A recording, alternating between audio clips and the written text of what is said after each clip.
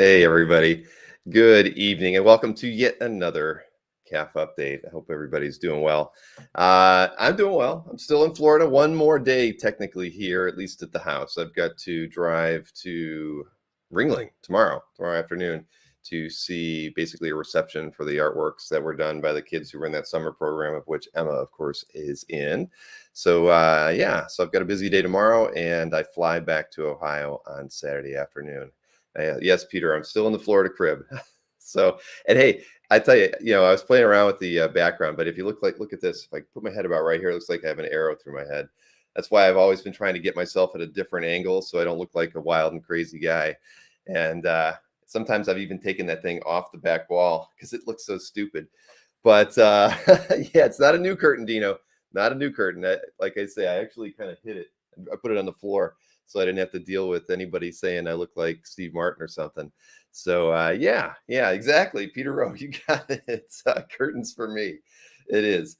But yeah, so one more day here. Then tomorrow afternoon, I drive down to Sarasota, get to see a lot of artwork that the kids got to do while they were down there, and I fly back to Ohio Saturday afternoon with Emma, and then it's probably a couple weeks of just cramming stuff in to get the house ready to get it on the market. What part of Florida did I move to? I'm about an hour north of Orlando, Giant Size Comics. So it's called Umatilla.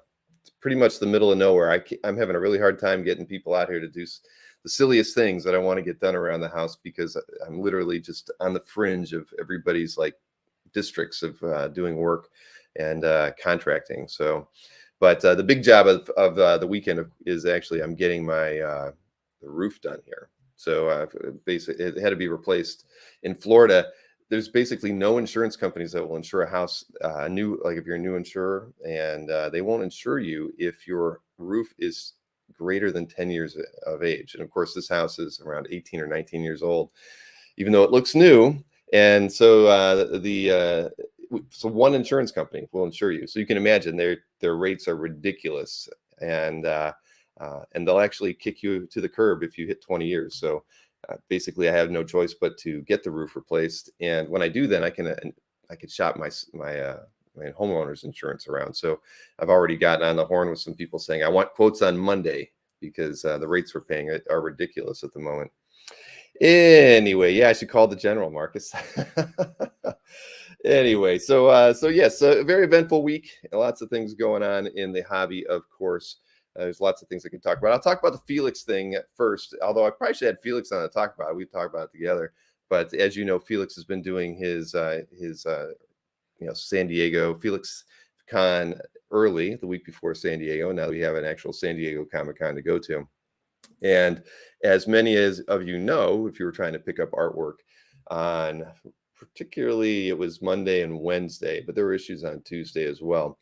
But on Monday, there was such a rush of people trying to email him, through the SDFC. Thank you, Peter.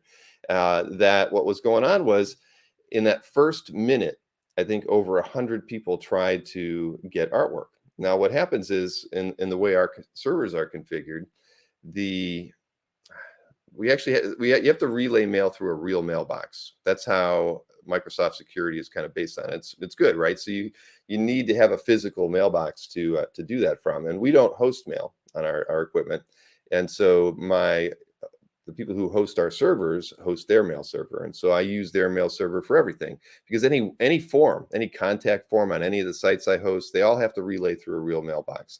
So what happened with the Monday art drop that Felix did was that so many emails went through in a small window of time that their automated process of thinking that there was somebody doing something negligent, or something it's hard to describe, but at any rate, they have a cap, a physical cap that says maybe only 60 emails a minute can go through their system before they're going to pause the ability for that mail account to continue to relay mail. And so we hit that limit, whatever that was. I don't think we've ever hit it before. And so what happened was that, so it would kind of make a pause, whether it was for 60 seconds, 2 minutes. I don't know what the pause was. I contacted our host to try to get them to resolve it immediately. And of course they didn't. But sort of like a denial of service attack. Essentially, it's fraud prevention. Well, the thing is, bad players out there can relay emails off of a mailbox and and send spam out. That's how a lot of spammers get their mail out through legitimate accounts. And so this is just a prevention of something like that happening. So essentially, what happened, it just made it worse, because the moment the first person got an error, there were people, you guys are in the chat, so I know who you are because I got to see it. What happened was you get an error and you just keep hitting submit. So that actually exacerbated the error, because not only did the thing put a pause, their mail server put a pause on the account, but then and that was on normal traffic. Then all of a sudden, everybody just started hitting it over and over again. So there were people who literally tried submitting the same want list 30 or more times, and in the span at that point of like in 30 seconds, because they're just hitting refresh or submit over and over again. So it just compounded the problem of the automated problem from my mail host. And so so I didn't know what was going on. I was actually just browsing the artwork. I wasn't trying to buy anything. So I didn't know that the errors were happening until Felix kind of contacted me after it happened. And we went through everything and looked at it. And so my first reaction was thinking that it was something else, that it wasn't related to the mailbox. And so I dug through the code a little bit and looked at it. Yes, Ron, I totally get it. I know you were one of the ones that were submitting want lists. So yeah, so it was problematic at the end of the day. And the worst part is that, not that it's to his, Felix uses the emails very specifically as his mechanism of seeing who came in first, because in a normal art drop where you don't have that much activity going on, and you don't have any stalls from the mailbox, it's okay. He could just sit there and look through his emails, see who got the artwork. It's real easy to flag it that way. But what happened was that, and just so here's how our programming works. I always felt like we always needed a failsafe on emails, because you never know when email can fail, or let alone when somebody's going to get their email spammed on them and then claim that we didn't send their email. So we actually write every single want list submission to the database before we try to send the email, and we do that everywhere. And so, that's how I could see that some of you submitted it 30 times, because, I got to see the records in the database of every time that you tried, and the failure was coming back. So long story short, that was what happened on Monday. And before I really knew, what the issue was, I told Felix that I would do something for him that might kind of speed things up. And so I modified a couple settings on the server for him. Although I never saw his site run slow throughout any of those periods.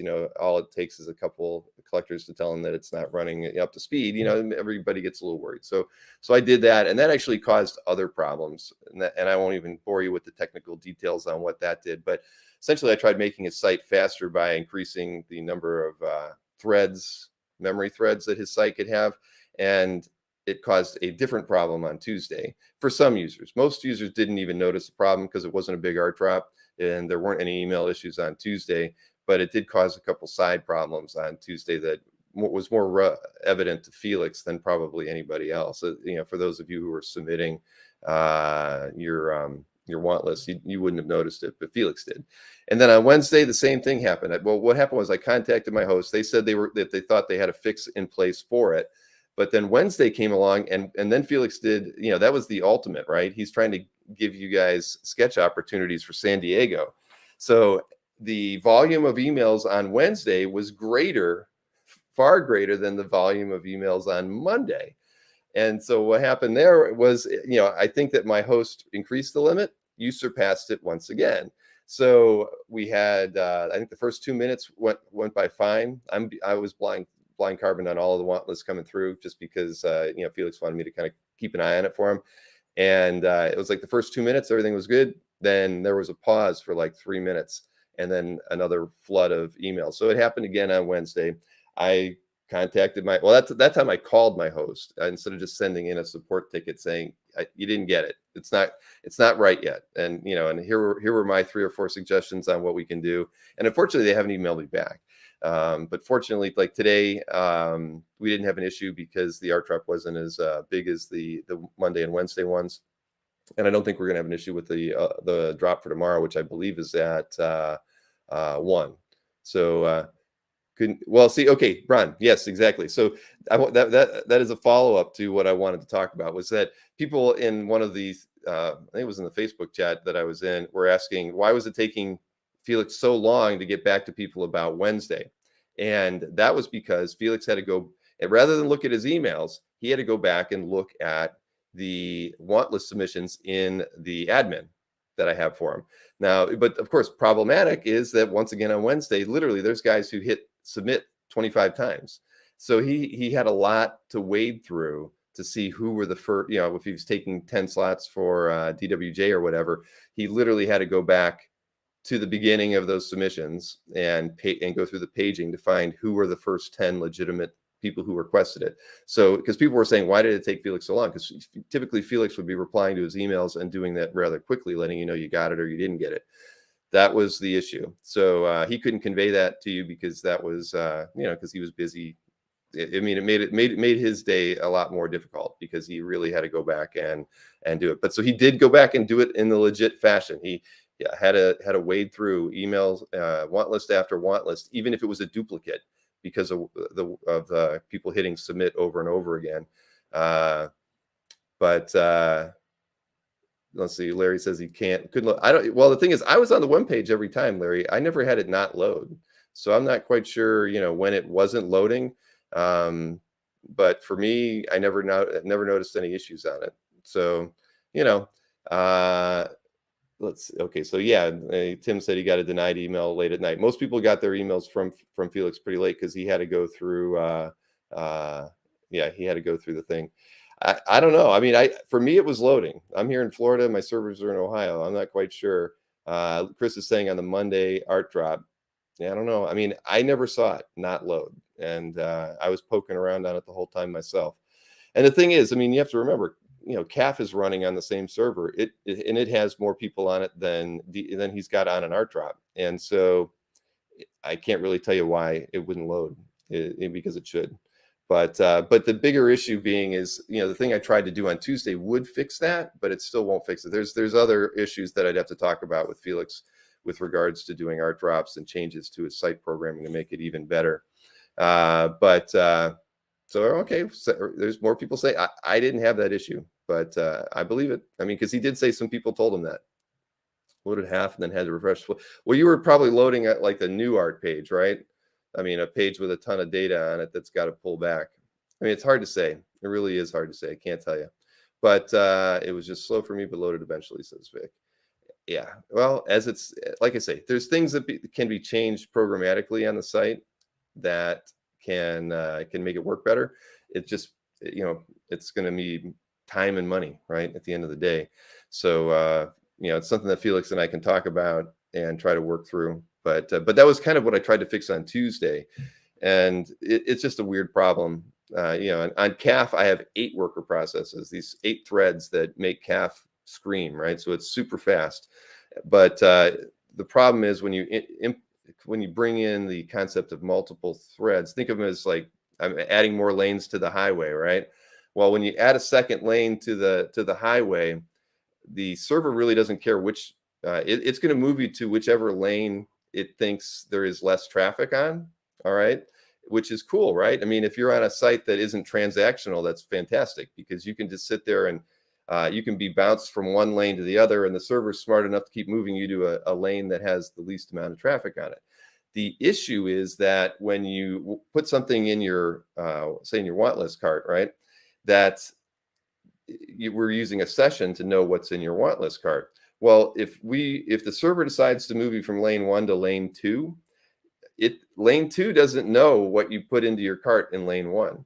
So you could actually put stuff in your cart, get to the want list, and be moved over to lane 2, and you don't know that. And I mean, Felix doesn't know that. And you could actually hit submit on your want list, and it comes back with a blank want list to Felix because your data was sitting over on lane 1, not lane 2.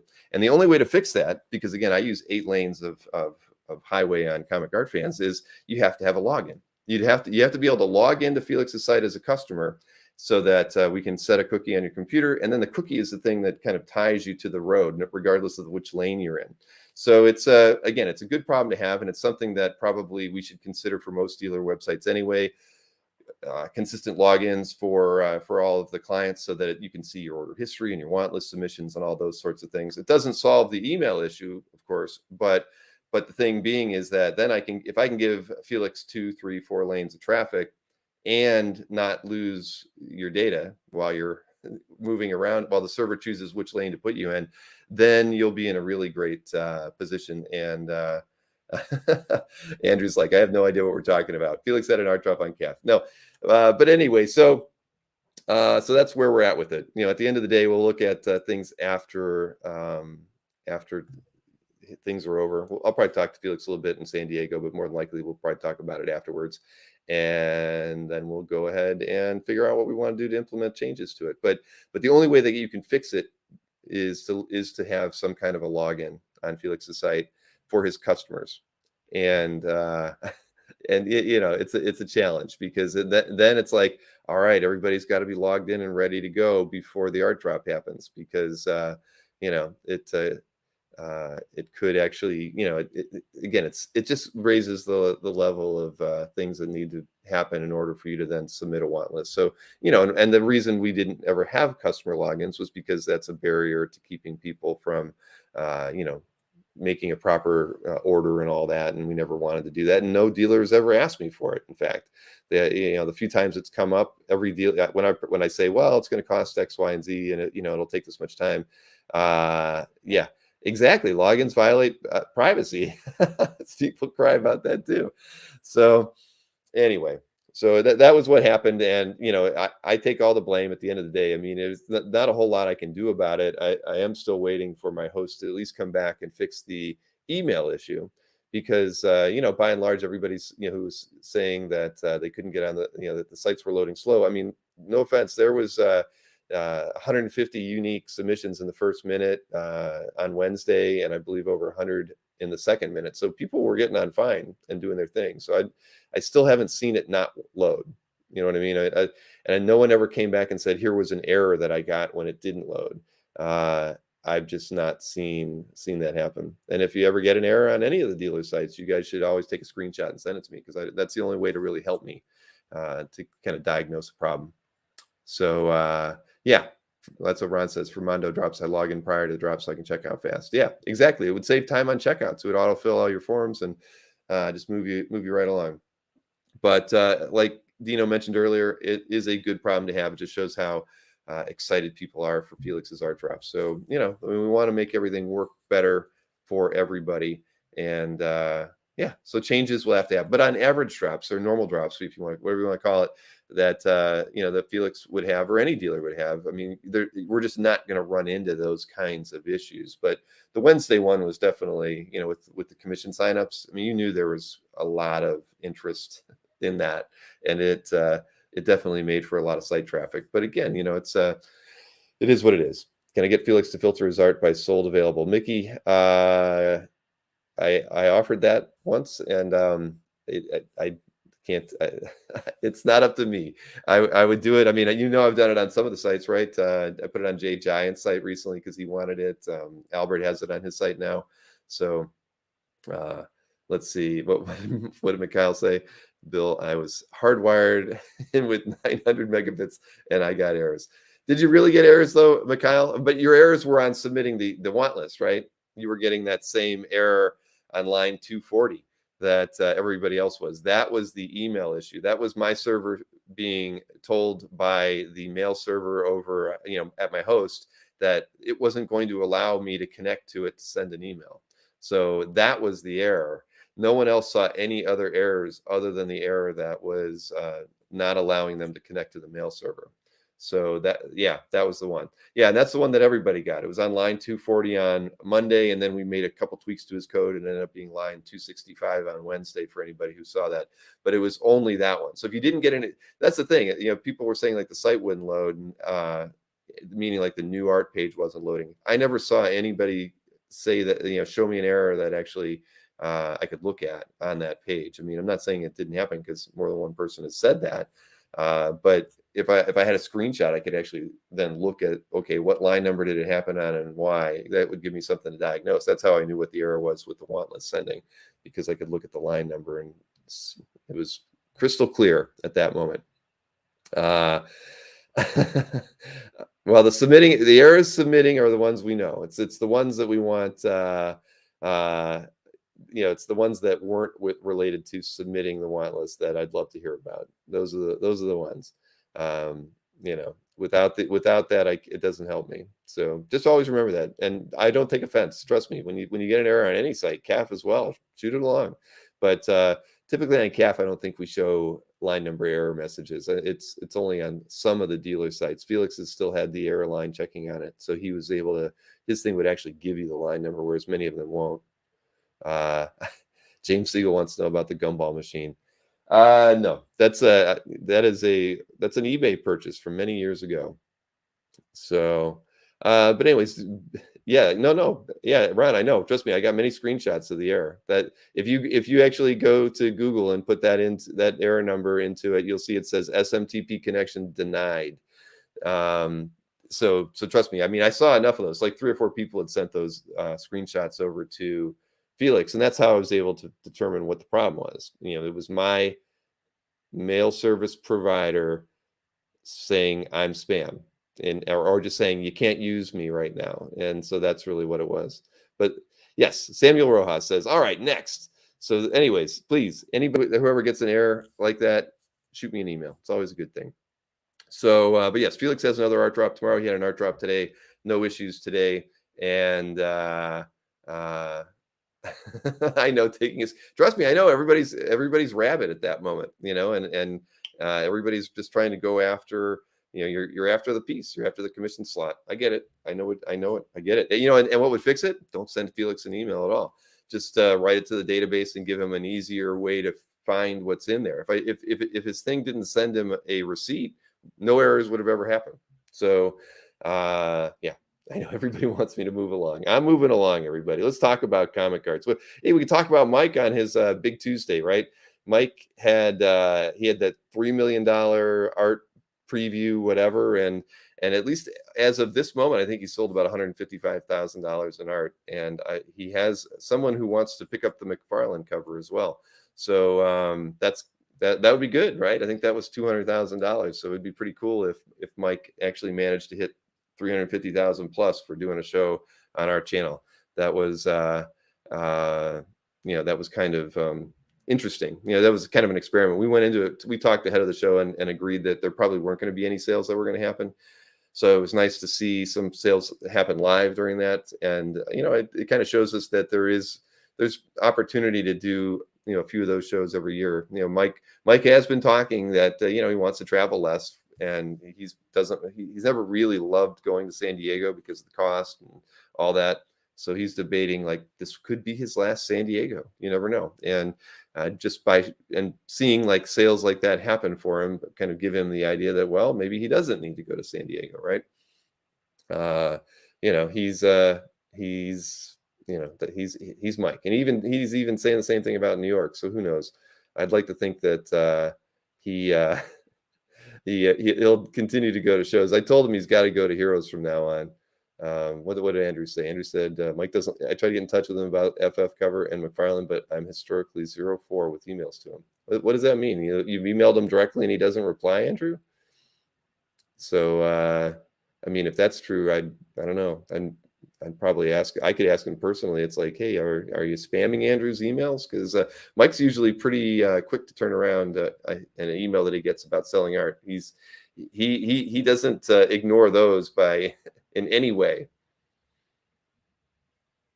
And yes, so Andrew says he's not. All right, I'm going to make a note of that.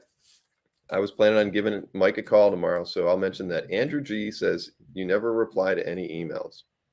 And it was, you were asking him about the FF cover and the McFarlane. Okay. I will let you know. I will let you know what I find out. Why don't you shoot me an email as well, Andrew? That way I'll have like your email address and I can say, this is the email, check your spam or something. So I'll pass that along to him. So shoot me an email, bill@comicartfans.com, and I will do what I can to help you out. So yeah, like James said, Mike is very, he's always very, very prompt. I mean, as best he can anyway, but he's in this business to make money. So he doesn't ignore sales inquiries, definitely on high ticket items like that. Andrew, you can't send more than 6. No, that's not true, Larry. So yeah, thank you, Mr. Red Jake. He did have a lot of good stuff, and it did work out well. And again, he got a lot of he's still getting inquiries about stuff. So good for me too, because at the end of the day, uh, I got a commission from some of those sales, so it worked out well for me as well. So we're going to look into doing more of that. I did get an email from somebody. It's an interesting one. I have it opened up here. I'm not I'm not going to tell you who sent it to me, but somebody sent me an email after was it after the show, during the show? I think it was yesterday. So it was after the show. They said that your photo and treatment of specific art dealers may be considered a conflict of interest and not being impartial. Not sure if you realize how bad this looks by promoting one dealer over others. So you can imagine, I had a long email chain with them afterwards where I said, I've done these shows with pretty much anybody that's willing to do a show with me. I'm not playing favorites with anyone. I mean, I just need somebody to tell me they want to do a show, right? Uh, so, so yes, we had several emails back and forth because, I basically said, the only people conflicted are those people who don't want to work with me or aren't willing to try something new.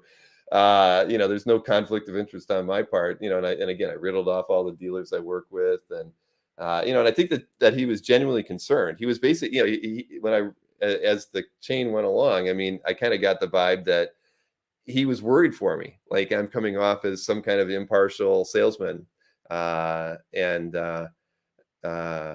Tim, I know, well, we tried setting something up at one point, but at any rate, yeah, I know. What the hell? I thought it was weird too, and I thought it was somebody from the CGC forums as well, but I don't think so. It was somebody. I've only had one email with this person before that, and I'm not familiar with their name, and they don't have an active calf gallery. But clearly, they watch enough of my shows to shoot me that email, feeling concerned. So I gave him the whole spiel that at the end of the day, there's always going to be a part of the hobby that's not willing to kind of accept change. I'm willing to work with anybody. Everybody should know that. If you don't know that, you should know that I'm happy to work with any collector that wants to do an art sale show with me. We did the Michael Finn show. I've got another other collector who wants to do a show with me. We'll probably be doing in the next month or two. I'm happy to work with any dealer. I mean, there's just some people out there who I've got 20 years of history in the hobby. There's some dealers out there that basically don't give me the time of day. And I mean, at the end of the day, I'd still work with those guys if they'd actually come to me and say they wanted to do a show. It'd be great because I try to be impartial and work with as many people as I can. I mean, that's what CAF is all about, right? So, I mean, it was weird because nobody's ever emailed me something like that before. I don't know if he walked away feeling like I had convinced him that I was impartial and that it was good or not. But at any rate, it was one of those things. More nudes to be sold now. No, that is not true. And I do try to be fair. It's you guys. So yes. I'm sorry. I'm just reading through these chats. But as Dino mentioned, that the show with Jordan and Tatiana was a lot of fun on Monday. I mean, I always have fun with sellers other than working with Mike and Anthony all the time. I want to do more shows like that. I mean, as I've said to people all along, I mean, when I came up with the show concept for that, Mike and Anthony were not supposed to be the the regulars. It's just nobody else kind of stepped up wanting to do it. I wish more people did. I'd be doing a couple of those shows a week, and sometimes we do. That's why we have the amateur shows. But the invitation's open to anyone that wants to do a show with me related to selling, the better. So last night's show opened the door.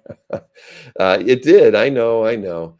But at any rate, so Tim, you should get back with me, Timothy Guerrero. You should get back to me about that. I know there was those emails we had, and I can't remember why we didn't kind of follow up with it. I think at the time I didn't have somebody who wanted to do an amateur show with you. I think that was what it was. I couldn't match you up, but I mean, I can honestly tell you, Jordan's always game for a match, and so if you ever want to do one, remind me, and I can try to get things scheduled. I'm happy to do it. Yeah, those Chaikin nudes. He is definitely good at drawing those, isn't he? Well, Maureen was concerned too when she showed it, and I'm like, you know what? It's topless. If we can't handle topless images on the shows that we do, then we probably, I don't know. So I went with it. I thought about, putting a blocker over them or something, but I ran with it. So yes. Samuel Rojas says he'd like to have one Chaikin interview every month. I can tell you, well, Howard and I, we keep emailing. I'm in an email chain with he and a couple other people that are talking about having Howard do a few more shows for art sales and just maybe even just chats a little more frequently. We just haven't quite ironed out the details on how it's going to work out. Ron says he wants more nudity and cursing. Yeah. I understand. So partial bill, says Rich. No, we're not doing a topless show, said Matt. No. But Alfredo, nice to have you on the show. So at any rate, I wanted to clear the air and make sure everybody was very aware that I'm happy to work with anybody. Trust me, I mean, we've got a lot of projects that we're trying to get off the ground right now, and I need as much income as I possibly can have to fund all that. Otherwise, I'm going to be borrowing money or something. So yeah, I need to do more sales shows. I want to do more sales shows. So hit me up, any of you, and any dealers that you ever hear complain that Bill only likes to hang out with Anthony and Mike. Let them know that Bill's willing to work with any of them. So yes, it is. Comic adult fan webcams, I think, would be the right way to go. All right, so moving right along. Where do we want to go there? Sean Wallace was one of the people in the heroes photo, by the way. I was really embarrassed because as soon as he emailed me and I saw his comment, I was like, son of a gun, it was Sean. So Sean was the guy in the back row. I think he had a heroes shirt on. I don't have the photo handy, but for those of you who were helping me figure that out, it was Sean. So there you have it. There are no adults here, says Larry. Oh man, Larry. Let's see. So where do I want to go from here? Why don't we go ahead and talk about the schedule a little bit, because I still have not scheduled any upcoming interviews. I wish I had the opportunity and time to do that. I know I have that long list, but I'll be honest, I've been pretty wiped out the last month. I mean, just all the prep work at the house and then doing this drive down to Florida by myself and unpacking and flying back up there. I just don't have it. I don't have it in me to try to like massively book out the August schedule. So, just plan on seeing September schedule be full. So I still don't have a slide to talk about whom I'm going to be interviewing anytime soon. Bill already has the thank you, Mikhail. Man, Marcus, you're thinking outside of the box right there, man. You guys. Anyway, so let me go ahead and show the upcoming sales schedule, because that I at least have a handle on a little bit. There will be no sales shows next week whatsoever, because Anthony is, I think, flying out to his first road stop tonight. And of course, Mike will be in San Diego by next Wednesday. So nothing going on next week. The only thing I have going on after tonight is on Monday evening, I've got a show with Hakes, and we're going to go through an auction preview for them. We've always done Hakes and even Comic Connect always at like 8 p.m. on a CAF update Thursday. And it's never really enough time to kind of cram them into an hour. So when I talked with both of them after the last ones that they did, I told them, I want to do it on a Monday or a Tuesday so I don't have to like rush it, and we can actually talk about the art and have a good time hanging out, because I like hanging out with the guys from Hakes and I like hanging out with Micah and Vincent when he's available. So from going forward, when I do any previews with either of them, it will be on a Monday or Tuesday time slot. So next Monday will be with Hakes, and that's not on the schedule here because this is the sales slide, but just wanted you to know that. So we'll have a regular Dueling Dealers the Wednesday after San Diego. The Saturday after San Diego, I will have Dennis Cowan on the show. So that is going to be fun. Second time I'll be doing a show with him.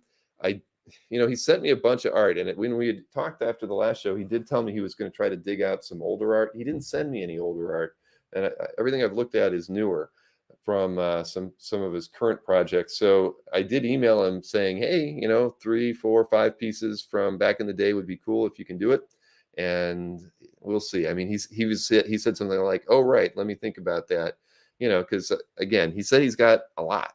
So it would be nice to kind of dig out a few of those older pieces from him. Yeah, older bat pages, I mean, there's a lot of stuff that he could have that, I mean, he didn't tell me what he had. He just said he has piles of older artwork. So we'll see. I'll try to work that out with him. If it doesn't work this time, I'm sure we'll have him on again. Then a couple regular shows for Dueling Dealers. Then on Monday, August 15th, I've got the next amateur Dueling Dealers match with Mickey Anamontadu and DJ Johnson, both longtime members of Comic Art Fans. Both have great collections, so I'm very intrigued by what they'll be bringing. I've kind of given them the, here's the typical round by round pricing, but I said, run with whatever works best for you. If you need to do lower, higher, whatever, tell me what your pricing tier structures are, and we'll work with it. So, I'll probably get more information from them over the next coming weeks, but that's going to be a good show. I mean, both of those guys, I met DJ at Heroes, and I've known Mickey I've known Mickey since I started CAF. So it's going to be a fun show, definitely. And as far as other special shows coming up, Chuck Costas has told me that I will be having a sales show with Gerhard in November or December. I have told him I still would like to do it early in November if possible, to kind of get it ahead of Comic Art Live, which is the third weekend in November. So cross my fingers there that we can get that out early. I just figure if after Comic Art Live, we know people won't have as much money, and then you got the holidays coming up. So early November, I think, is best for us. Still can't tell you which artist I hope to be working with, but it should be, well, hopefully I can announce something after San Diego. I did have a nice conversation with Rich and the Neil Adams folks, and I think we'll be doing something with them in the very near future. I think I suggested September, so I think we'll be doing a sale with them. I didn't put it on this list yet, but that conversation just happened, so my fingers are crossed on that one too. I really enjoyed my conversation with Neil back in December, and we had a lot of fun selling artwork for him during that show, and I'd love to be able to help the family sell a few more pieces on the Comic Art Live channel. Yeah, right, Rich, exactly. I know, and I would assume you probably won't be on camera, of course, but you'll be there running one of the cameras, so it'll be fun. And again, I'm working with Cadence. I did shoot them an email trying to kind of figure out who the first few artists would be that I would be doing sales with, and Cadence sometimes replies immediately and sometimes takes a month to get back to me. So I think they're in there. It's going to take a month to get back to me because it's been about 3 weeks and I haven't heard from them yet. So, but I talked with them at Heroes, so it's just a matter of getting them to have the free time. And I know this is probably, this is a busy time of year for them and for most reps and whatnot. But my feeling would be is that, I asked for August. I said, can we try to get something in by before the end of August with one of their artists? So that's my hope, and then either do something every month or every other month with them. That would be nice, but no promises, but I'm going to keep trying. I'll try to get something in as soon as I can with them. And I haven't talked to Jiggy in a while, and I don't know what it looks like some spam, except there's no webcams mentioned in it. So Chris has a lot of continuity stories. Oh yeah, of course, Rich. If we get this thing done, I will definitely be talking to Chris and asking her about that. Many stories. I know she got to hang around the offices, didn't she, when she was a youngin'? So where are we going to go from here? So next up, a schedule. I got a schedule of things for you as well. Not too much, but I wanted to highlight a couple things. Anthony wanted me to remind everybody that, hey, if you're in Scottsdale, Arizona on Friday, tomorrow, he is at, I don't remember what comic shop he's going to, but Anthony's doing a mini con across the U.S. So he's going to be in Scottsdale, Arizona tomorrow at a comic shop there. And then I know he's supposed to be setting up someplace in Los Angeles on Sunday, but as of at least the moment I got the press release, he didn't know what shop he was setting up at. I think he had an idea and it was written in his press release, but I know he's going to give me an updated email tomorrow. So I told him I'd send out an email for him tomorrow morning, just to kind of give everybody a heads up. So, hey, if you're in Scottsdale or in LA and you want to see everything that Anthony's bringing to San Diego, you can do it. So, yeah, solid Kirby graphics there. He's working hard at it, Chris. So, yes. What was this? I guess I'm missing some of the conversation. Chuck White said, agree that Wes Craig would be a great interview. Yep, I would agree. I would, you know what? I'm going to make a note of that. That's a good idea. I'm going to add it to my list. Again, I'm just trying to, if I can get through August, things will be good. Oh, Fantastic Worlds Comics in Scottsdale. Thank you, Colin. I didn't get a chance to write that down when I made the slide, and I don't think he had Sunday's stuff figured out yet. But he Alex, from what he told me, I don't believe he's stopping anywhere on the way back, because he said he's doing Terrificon the following weekend, so I think he's kind of in a rush, so he wants to get back, and I believe Assad is coming into town for Terrificon, and probably a little bit early. So at least that's the vibe I got. I mean, unless he changes his plans, that's what he told me. No places on the way back. So this one's for my buddy Colin in the chat. Plastic City Comic Con will be this Saturday, July 16th. And it's at the Wallace Civic Center in Fitchburg, Mass. There will be several artists in attendance: Paul Pelletier, Michael Dooney, Jim Lawson, Alex Cormack, Sean Wong, and several others will be there. And Colin will actually have a booth, a table. We'll call it a table. Booth was probably more than Colin would want, but he'll have a table. He'll be selling some wares there. And if you've never met Colin and you're going to the show, be sure to say hi, because he does all the heavy lifting and hard work around here, just like Maureen. You wouldn't have the daily emails, the market reports, and all that good stuff, and all the news posts without Colin. So if you're going to the show, be sure to stop by his table and say hi to Colin, and tell him he needs to be an interviewed subject on this channel sometime in the future, and not be so darn camera shy. So that's this Saturday, and then of course, San Diego Comic-Con. We all know about that. Now I will be there on Thursday. I get there. I think I'll probably be at the con by 2 p.m. and I'm only there through Saturday evening. And I haven't planned anything. I know some people have said I should try to do plan a CAF get together or something like that. But the time that I'm there isn't really going to allow me to do that. I will probably spend the majority of my time with Anthony, Mike, and Mark Hay. They're all in the same aisle. I'm good friends with all of them, of course. And I've definitely got a lot of meetings I've got to do during the con. I've got to hook up with IDW. I've got to go over to Hakes. So I've got a few things to take care of. So I'll be running around a lot, but I'm hoping to at least tell everybody on like a time on Saturday and probably Saturday afternoon when Anthony, Mike, Sharon, and I will be in one of their booths, probably in Mike's, because Anthony's booth is so cluttered. But I just figured it'd be cool to kind of get us all together. And if anybody wanted to stop by and say hi, you can actually see us all in person. And the four of us have never been in the same space ever before outside of the live stream. So it'll be a first for us as well. And come by and say hi. Take a selfie with the four of us. It'll be fun. But I'll have a time for you. But it'll definitely be in the late afternoon, just so it doesn't conflict with anybody getting lines and those sorts of things on Saturday. And I've already got dinners planned for Thursday and Friday now. So anything that I do after hours would have to be after those. So, I'm totally open to hanging out at any point in time. I just don't think I'm going to have a ton of time while I'm in San Diego to have a lot of fun there. If things work out, of course, I'll be around. I hope to see everybody in that. I don't even know what booth numbers those guys have, but you know where to find me. Yep. What else we got here? And finally, yes, the thing that I've got going on with the Billy Ireland Museum and the Marvel exhibit at the COSI facility in Columbus, downtown Columbus. Now, if you go to the description for the show, there's a link to the Facebook event page, which has all the details on this. But on Friday, we'll be at the Billy Ireland Museum from 1 until 5 p.m. They're pulling out a lot of artwork for us to look at. They've got a Charles Schultz exhibit.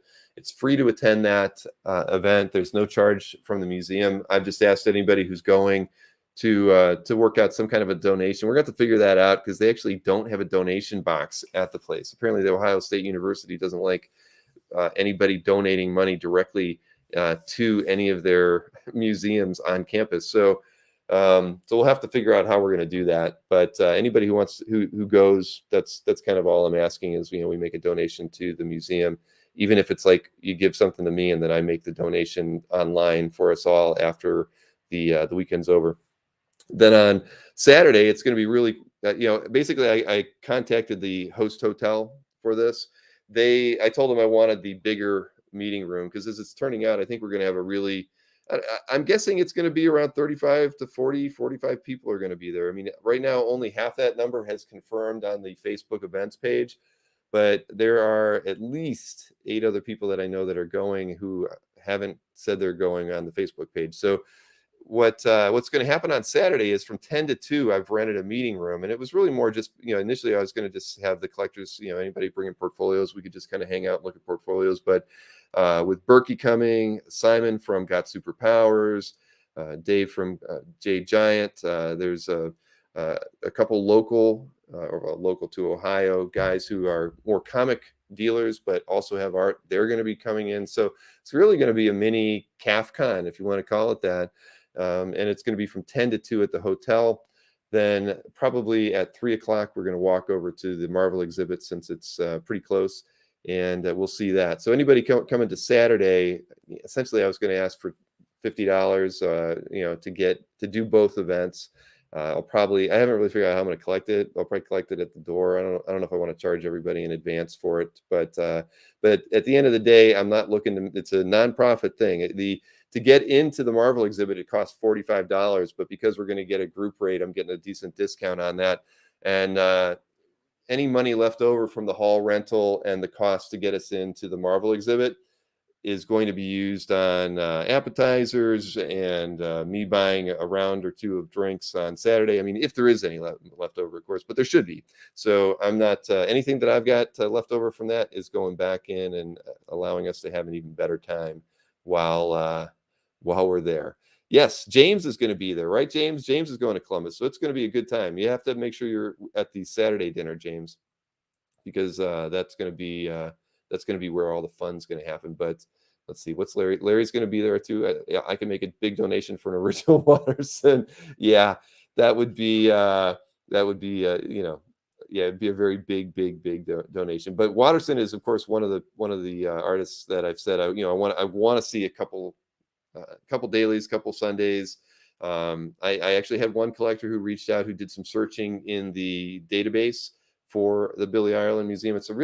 The database really sucks to search through it, but you can actually see what originals they have. And I'm telling anybody who's coming, if you really want to wade through the database at Billy Ireland, and there's specific pieces of art that you want me to request they set out for us when we have time in this large reading room that they have for people who want to look at the original art that they have on file, feel free to shoot me an email with a list, and I will provide that to them. And depending on how large the list ends up getting, we may not be able to get to see everything, but they seem very amicable. I mean, I gave them the list from the woman who emailed me that is attending, and they emailed me right back saying not a problem. They could have art from that artist, available. And I'm just trying to think through what else she told me. But at any rate, it's going to happen. So if you want to give me a list of artworks that you'd like me to see if they can pull out for us, I will do that. James is driving 14 hours. Oh my goodness. So the Library of Congress has art as well. I'd love to make the trip to the Library of Congress, Marcus, one of these days. So that would be good. Where is that? My favorite celeb story was talking to Frank Darabont for 20 minutes at Albert's booth. Yeah, I've seen Frank hang out at Albert's booth before. So moving right along, I think. Sorry, it's been kind of a mess this week since I've been in Florida, but I have a weekly flip for everybody, and this week it is being given to me by Chris Lutz. Chris is in the chat tonight, so it's a little bit longer, so I think it's going to play fine. I wasn't able to kind of upload it into the system, but we don't have a cribs today, so I figured rather than cut Chris's flip short, we're just going to see the full flip. It's like a little bit over 10 minutes, but it's awesome. Chris, it looks like you filmed this with phone in hand, but it's really smooth, and it's kind of unique in the way that you did it too. So I really like it. So everybody take note. And of course, we're looking for more flips. We don't have it's okay, Chris. The platform here only allows for uploads of 10 minutes for some reason. I didn't even know that. So, and yours was like just over 10 minutes, and I didn't want to chop it. But anyways, if you want to have a weekly flip, if you want to have a calf crib and have it appear on here with us, just shoot me an email, bill@comicartfans.com, and I will definitely put it together. I'll give you the information on where to upload it, and we will see it here on the show. So here is Chris's weekly flip.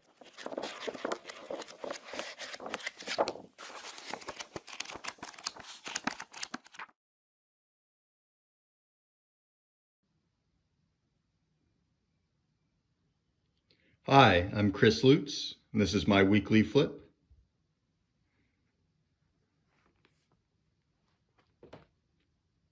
Start with that David Mazzucchelli Catwoman piece. I actually owned a smaller Catwoman bust by Mazzucchelli, but the chance came up recently to upgrade to a bigger 11 by 17 full figure piece.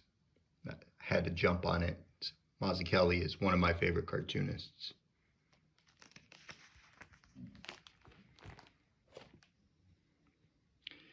This is an unpublished Tomb of Dracula magazine pencil page by Gene Colan. I have a published Tomb of Dracula page, but the chance to see Gene's raw pencils and Dracula sword fighting are too good to pass up.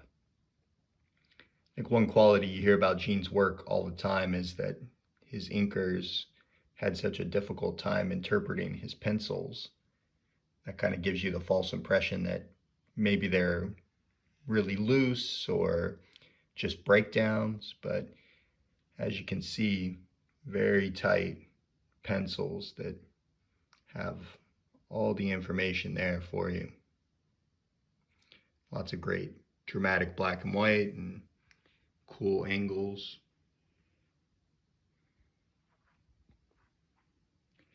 This is a Man from Atlantis page by Frank Robbins. Really like the chase scene in this page. Lots of cool directional storytelling. We've got a Frank Quitely Jupiter's Legacy page. I'm just going to poke my finger in here so you can see the scale. How much detail he's packing into a spot as big as a fingernail is incredible.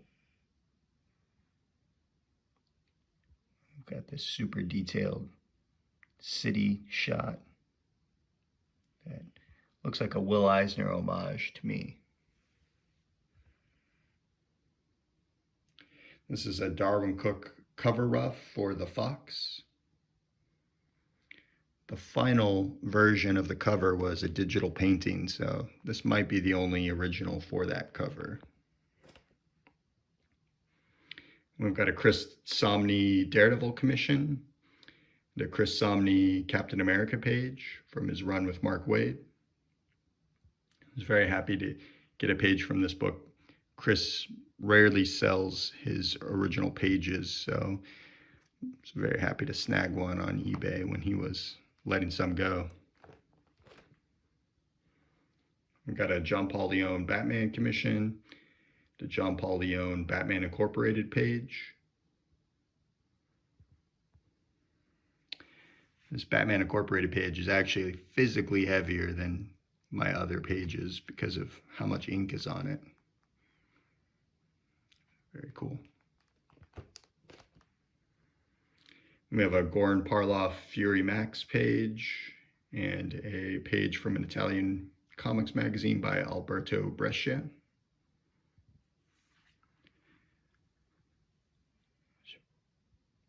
Lots of cool stuff going on in this page, but I was particularly drawn to this final panel. It's a very cool cinematic shot of Fury and his allies looking over some of the fallout from the battle they were in. And Alberto Brescia, I had to get a page from him. He's an innovative storyteller, but also has a reputation for really innovative mark making on the page, using every tool he can, including drawing with razor blades.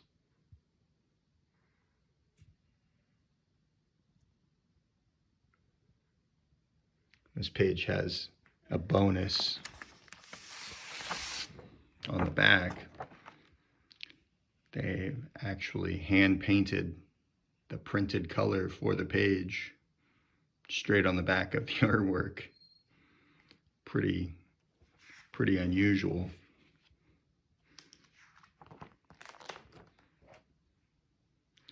We have a James Herron Rumble page and a Sean Phillips page from Criminal. This is my favorite Criminal storyline. It's called Bad Weekend, about an older cartoonist who's trying to pull off a robbery at Comic-Con. The cartoonist is kind of an amalgamation of Alex Toth and Gil Kane. A very, very fun story to read if you're into comics history or collecting comic book art. Here we have 2 pages from Spider-Man 2099 by the great team of Rick Leonardi and Al Williamson. I think Williamson is the perfect inker for Rick Leonardi.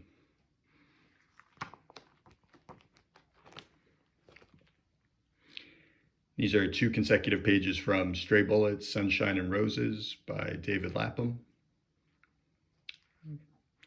Some of the best crime fiction you can get a hold of.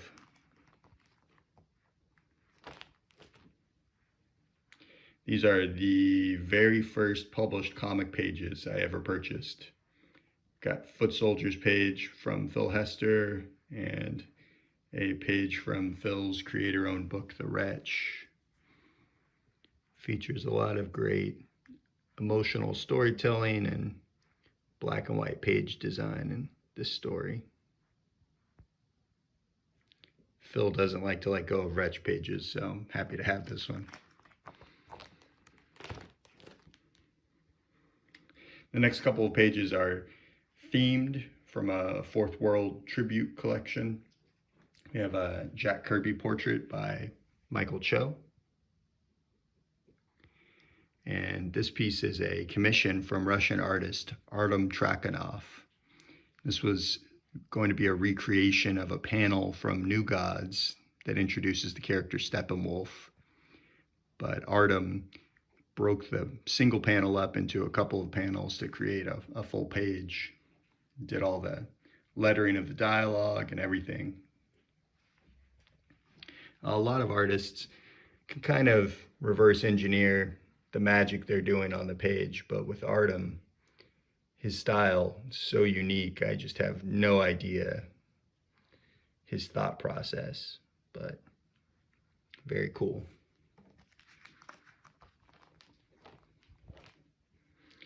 We have a Etrigan the Demon commission by Kevin Nolan and a Mr. Miracle by Steve Rude. This demon piece in particular was difficult to get. It was at a convention in Long Beach, California. It was the first time Kevin Nolan had been on the West Coast in quite a while.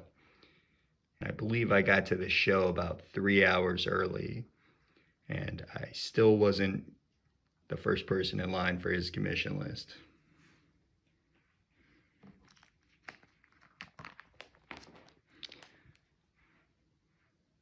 We've got Orion by Scott Hepburn and Metron by Paul Azaceta.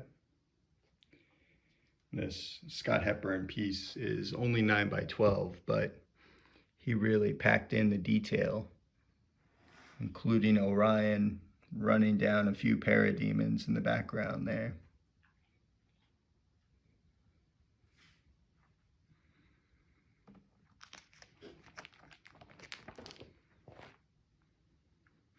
We've got Forager by Nick Darrington and Big Barda by Mike Hawthorne.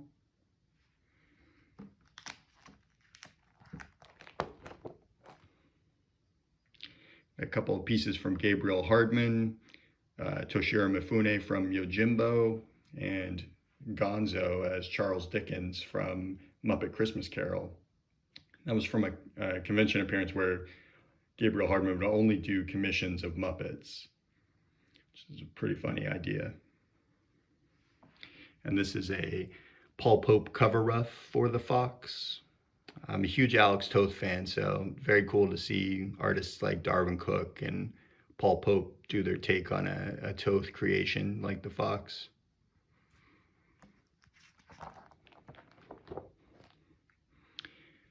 Mike Waringo Flash, and Tony Salmon's Creeper. This Flash sketch is actually the very first piece of comic art I ever got. I was at the first comic convention I attended, and Waringo had a huge signing line. And I was a little too young to know, probably wasn't the best time to ask him for a sketch, but he was super kind and super gracious and did this really amazing Flash sketch for me. So that's definitely a black hole piece for me.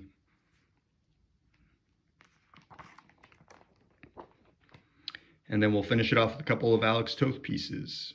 Got a model sheet, 2 dapper alien gentlemen from Birdman, and a Super Friends storyboard page. I was particularly happy to get this storyboard page because it has such a great variety of shots and camera moves on it.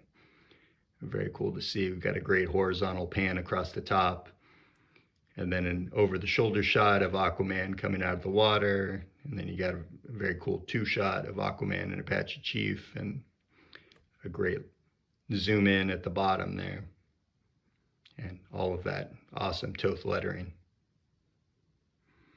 So that's my weekly flip. Thanks for looking along.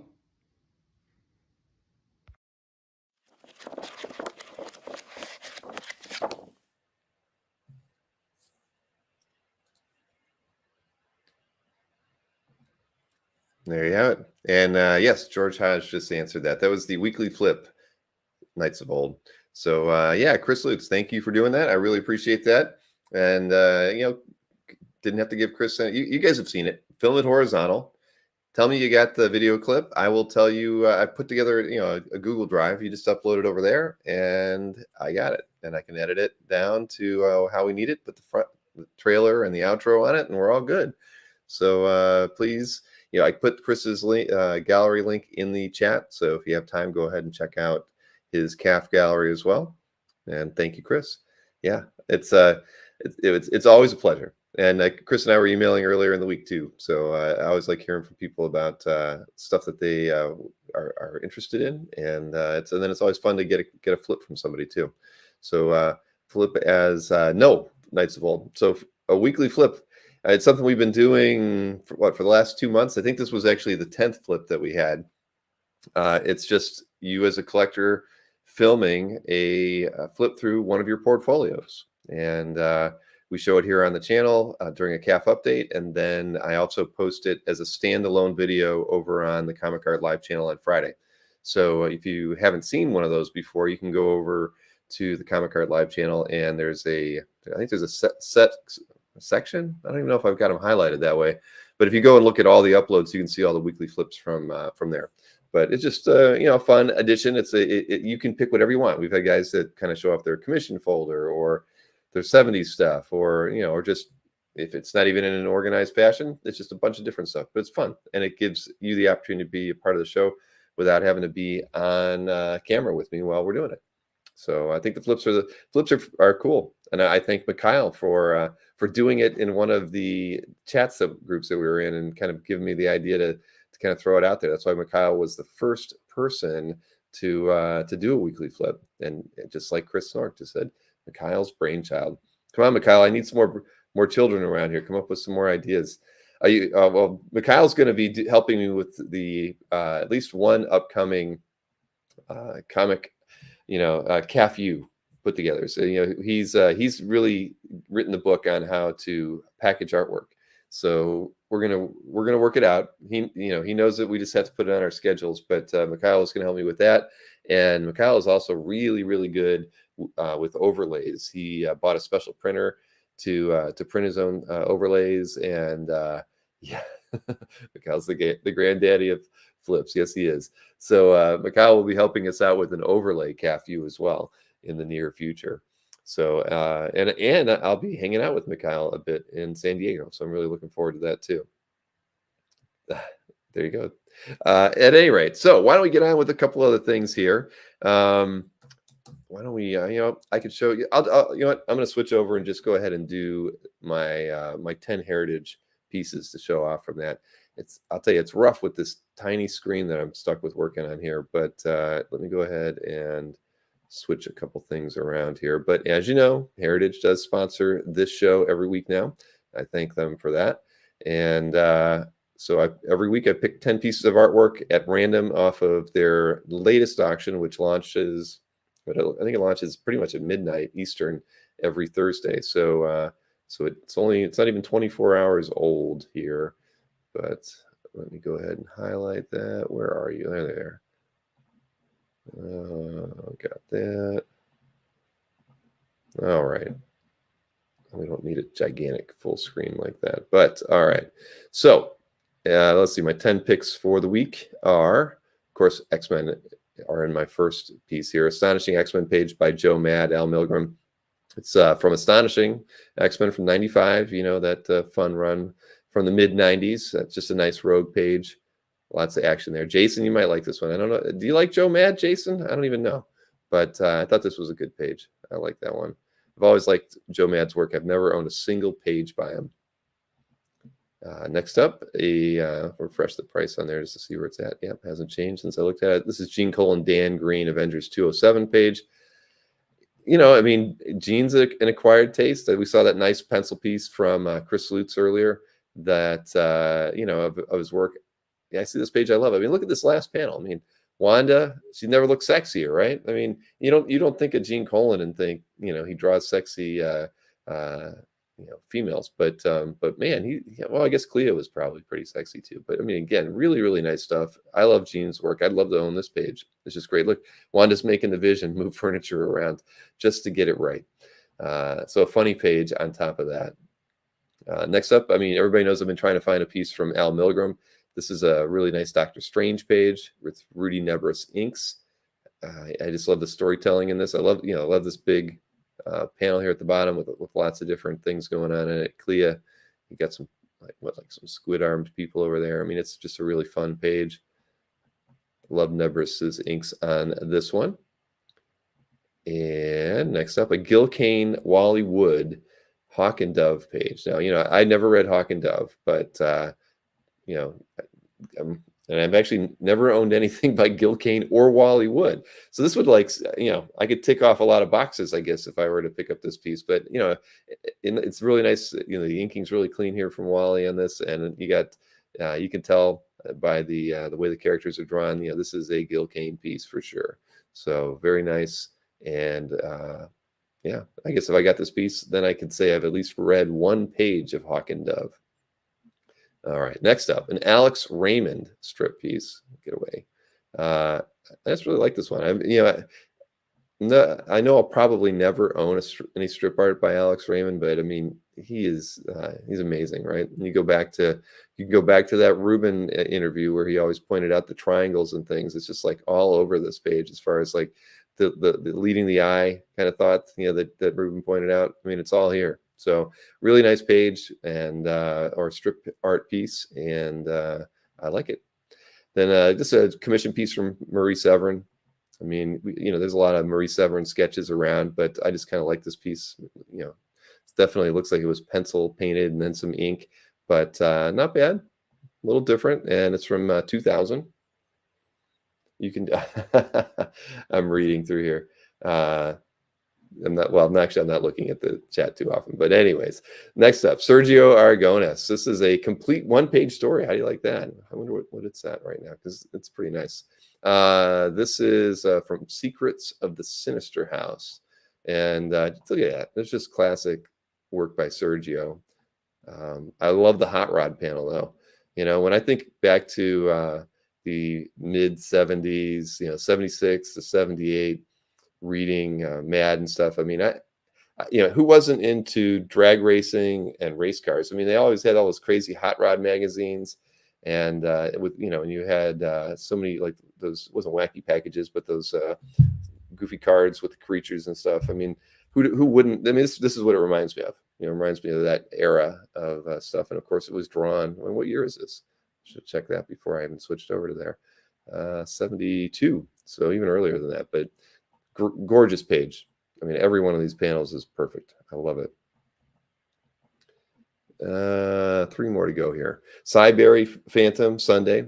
I wouldn't say that, it's be something that I would be after, but I mean, I know that we don't have a lot of Cyberry artwork on calf, but this is an early '60s strip, if I'm not mistaken. I think when I was reading through the details on it, but just great stuff here on a pirate ship.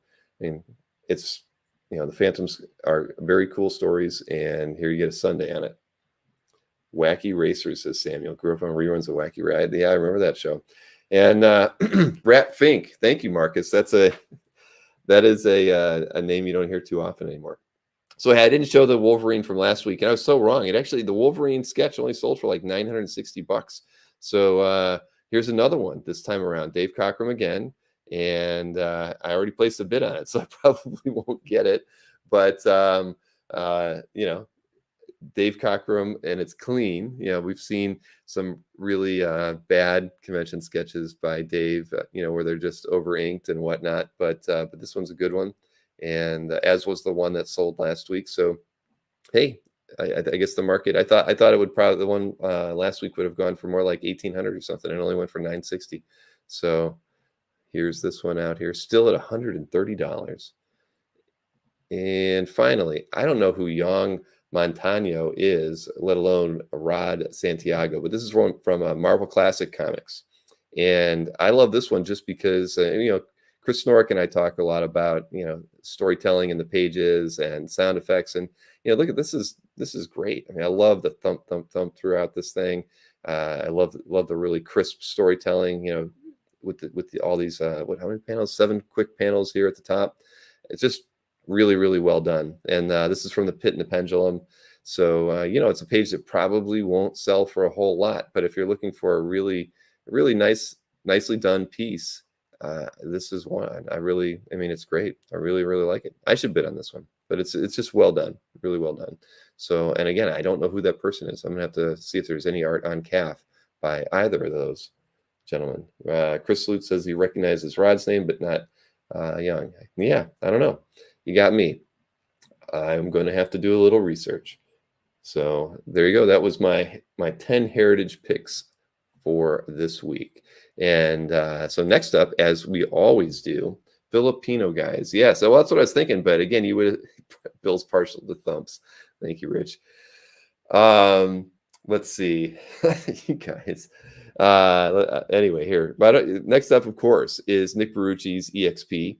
And he's got his show every Friday, well, most every Friday, except when it's a holiday.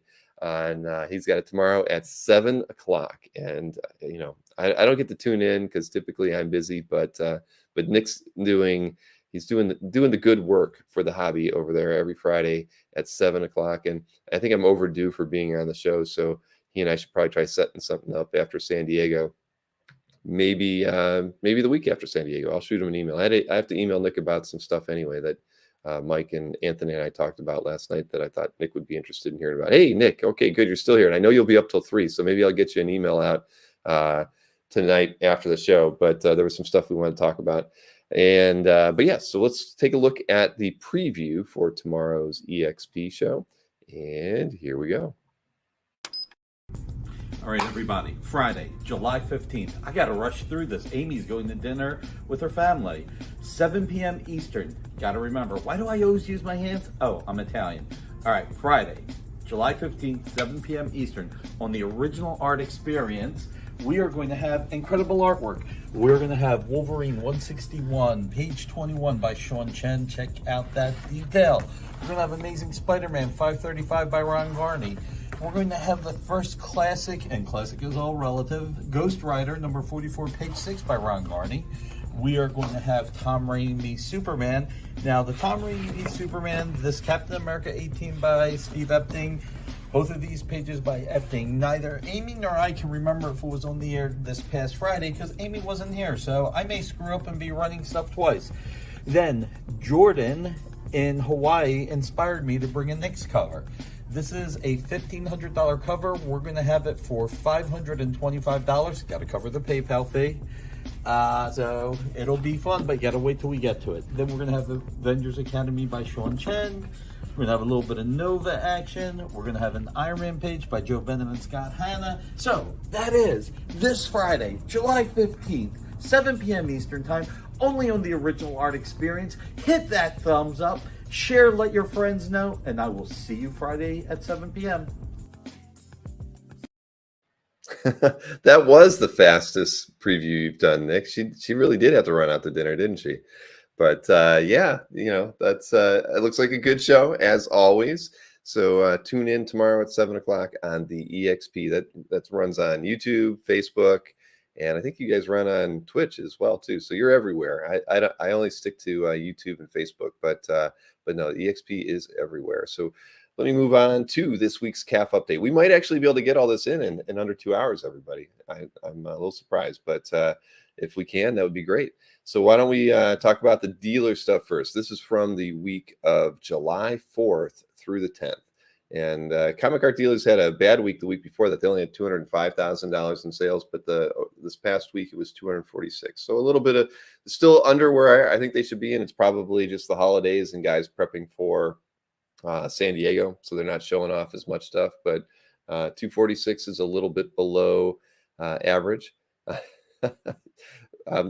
Even on Marcus, you're a laugh a minute, my friend. I assume you're going to be at San Diego, right, Marcus? Because we definitely at least have to fist bump at least once.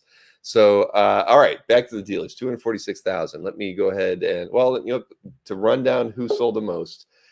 Albert sold 20 sales for 122,000. Anthony 105 sales, leading the charge, of course, with his his volume all the time. He had 40,000 in sales. Will 14 sales, 28,000. Ramita Man 14 sales, $14,000 in sales, and Felix had 19 sales and $13,000.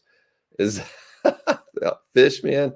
Gosh, you and Marcus in the same room would be insanity. So there you go. That was their top sales. Let me go ahead and show you the top 6 sales from dealers this past week.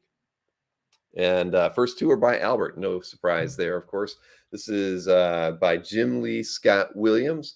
This is the cover to Batman 125. The asking price on this one when it sold was $45,000. Jim Lee market hot as ever. And speaking of Jim Lee, the second highest price item, also from Albert, was the cover to World's Finest issue 1.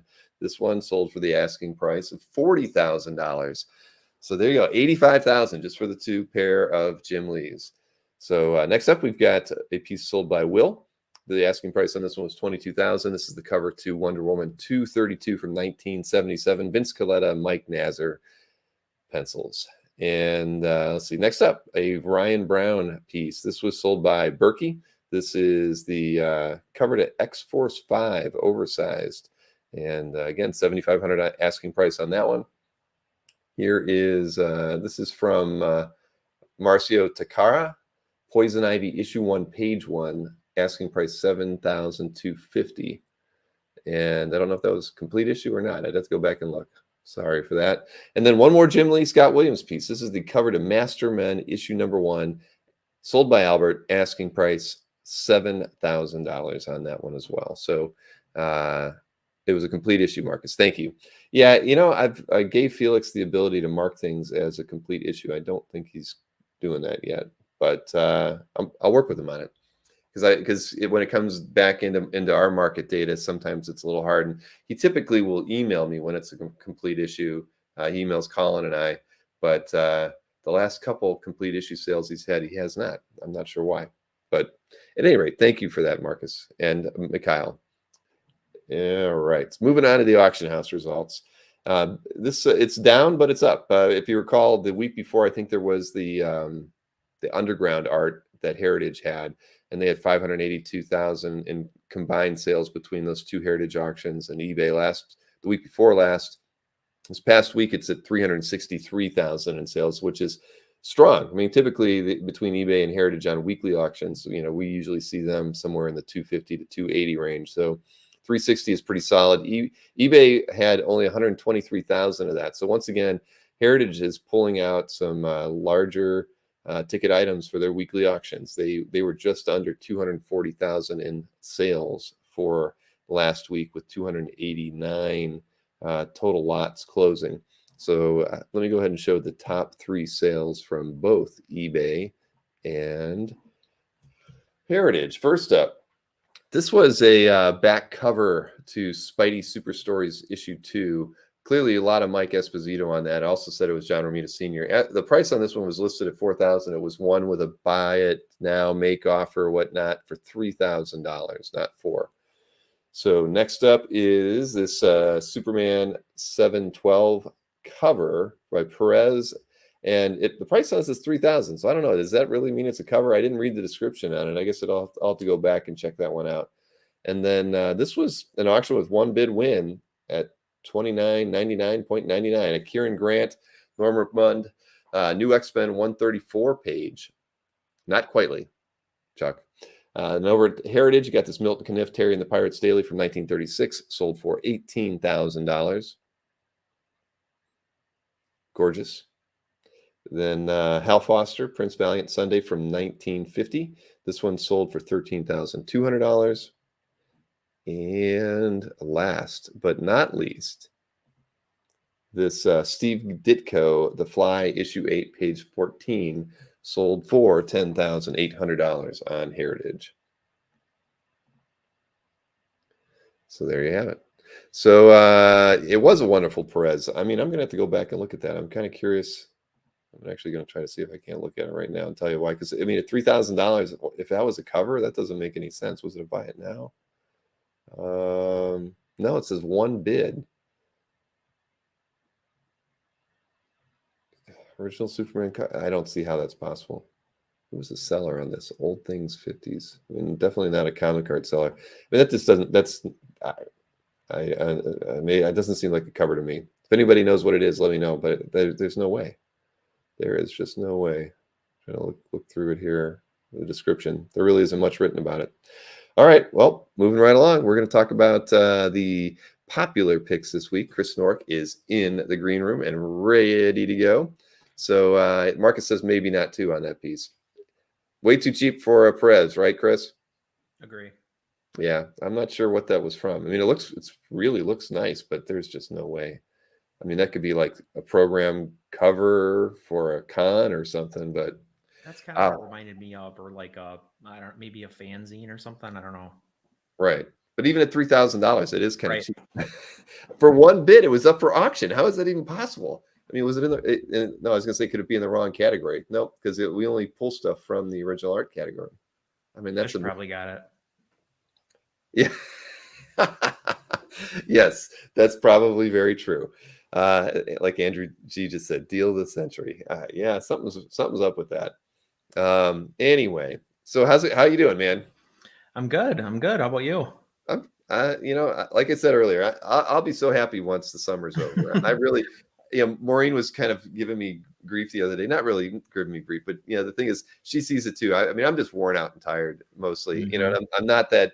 Even the Coca-Cola is not helping me get getting the energy going when I start these shows like normally would. So I'm looking forward to just getting the summer behind me and really kind of settling into being down here all the time, and then I think I'll feel a whole lot better. But yeah, so I feel bad because I think everybody's probably seeing how tired I am, and I'm just it bums me out, but I can't get up. I mean, like last night's show, I just wanted to go to bed, and those guys would not shut up. You know what I mean? It was terrible. I was literally, I mean, I was ready to just turn the show off on them, but they were still selling, but I was done when it got to the end. All right. Well, hey, we're going to look at the popular artworks here that Chris and I picked out. So let me switch screens here a little bit because, again, I've got too many things here and there's not enough room to look at them all. I know I say this a lot, but I'll try and be quick. Hey, we're doing pretty good so far tonight. I knew that we wouldn't have, if I didn't talk about the Felix stuff, we would have shaved 20 minutes off the show. Oh man, don't talk to me about Felix today. I know. I'm sorry. Oh, did you try to get something today too? I'm 0 for 4 so far. Oh man, I'm sorry. Yeah, it's the way it goes. Right. No, I know. Well, hey, it was a bad week for me with Felix too. We're gonna fix that for different reasons. Yes, exactly. It was agonizing, and he was like not mad at me at all. And I'm like, yeah, but that's good. Yeah, but it reflects poorly on all of us. Him, me. Nobody wants to have bad customer service and stuff. Right. So, but we'll work it out. I mean, I know what the solutions are. It's just a matter of kind of getting us to agree on how we're going to achieve it. So, all right, here we go. Let's start off with your 10 picks and kind of highlight this one here. So I've not liked any of them in here yet. All right, here we go. Yeah. Obviously I'm a Bruce Timm fan, so that's a good place to start. But I really love the way he put this image together. So the way that the cape takes up the entire top of the piece and then kind of tapers down to Spectre's like skinny little boots at the bottom is just like really effective composition. I like how creepy he made the character while still obviously being like super heroic. And it's still obviously Bruce Timm when you look at it, but it's also like uh-oh, did Chris just freeze or did I freeze? Oh, what was that? I don't know. I think you might have froze or I froze. One of us froze. Okay, I don't know who, but yeah, keep going. Just effective illustration all over, which I think we expect from Bruce Timm. It is, yeah, it's a little different, isn't it? I mean, it's in a weird way, it's a little looser, but with thicker lines than I'm used to. But you're right. I mean, there's something about this kind of smoky, a little, like almost. I don't know. Yeah. I mean, but it works. It works really well. And whose calf gallery was this in? Let's see. RM. Okay, RM. With no comments on this thing yet. There's still none on it? Oh, wow. Somebody's got to leave a comment on that. When was it added? Holy smokes, it's 4 days old and nobody's left a comment on it. Yikes. Marcus must. Bruce Timm fans at. Yeah, exactly. Somebody took the day off. All right. Well, we've got to get one on that one. If no one does it, I'm going to do it when the show's over. All right. So next up, J.K.'s gallery, a Jay Lee Wildcats trilogy cover from 1993. Oh, cool. Yeah, the older I get, I feel like the more I warm up to this era of Jay Lee. This was a thing that he was doing for a period of time, and he moved on, obviously. But I love Wildcats. This is a nostalgia spot for me for sure. But this is just such a cool Jay Lee piece. I mean, it's got all those slashy inks that he was doing at the time, but he still manages to like keep separation between all the characters in spite of the fact that they're literally all overlapping here. So just a really cool piece from Jay Lee. Yeah, no, I agree. This is when I first saw this, because I wasn't collecting comics at this time, I wasn't reading at this period. And when I first discovered Jay Lee, I really didn't like this period of his inking, because I really liked what he was doing when I came back to comics in around 99, 98. Yep. With the style he had then. And this style just was like, it didn't even seem like the same artist. But the more I've seen this period of his work, the more I really like it a lot. And I saw somebody else said, where was that? Somebody said the best. Oh, there you go. Chris Lutz said the best era of Jay Lee. So yeah, it's definitely disagree. Yeah, I mean it's very, very unique. I mean, to this, you look at it now, it's like nobody really has emulated a style like this. You can't look at it and say it looks like anybody in particular for their approach to the art. And even Jay's work today, I mean, it's very different than this, but no, I love it. I love this pick. I saw this one too, so I was glad you got it. You got your picks in early this time, earlier than me. I was guilty of thinking that we weren't on this week. I was going to like just send you my picks, and like I was thinking it was the San Diego week because everybody's so fired up about San Diego already. So I was like, I'll just fire off my picks early, and then I realized, oh no, we're doing the update. Yes, well, just so you know, I do want you to do your picks. Okay, yep. I mean, I'm going to record next week's CAF update probably Wednesday afternoon, and it'll be uploaded and it will premiere at 9 p.m. on Thursday. So we'll still have one, but it'll be short. It'll probably just be a 30-minute update, but at least there'll be something out there. So we stay consistent and happy within YouTube's algorithms to have a show on Thursday. Happy to do it. Good.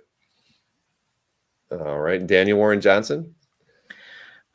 You're stupid not to pick Daniel Warren Johnson if there's Daniel Warren Johnson to pick, right? But the reason I picked this is because this is 6x9.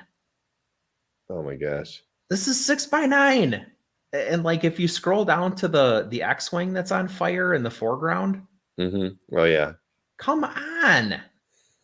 That is crazy, man. Wow. And these starfighter battles, I mean, he always like goes nuts. And again, not to belabor it, but even at 6x9, he's going nuts here. Mm-hmm. No, that's just insane to be at that size, and yet And the force perspective is so incredible on it. I mean, it's just amazing. wow. Yeah, no, he is he's brilliant. Oh, there's even a picture of him. Oh, not him. That's Yeah, him with the Lucky Collector. the Lucky Collector. There you go. Yeah, he's so dang talented. I mean, we could feature a piece of his every week, and if somebody would post it, yes, easily. yeah. Anyway, here, just to prove it was the size of the art. Yep. Look at that. That's so crazy.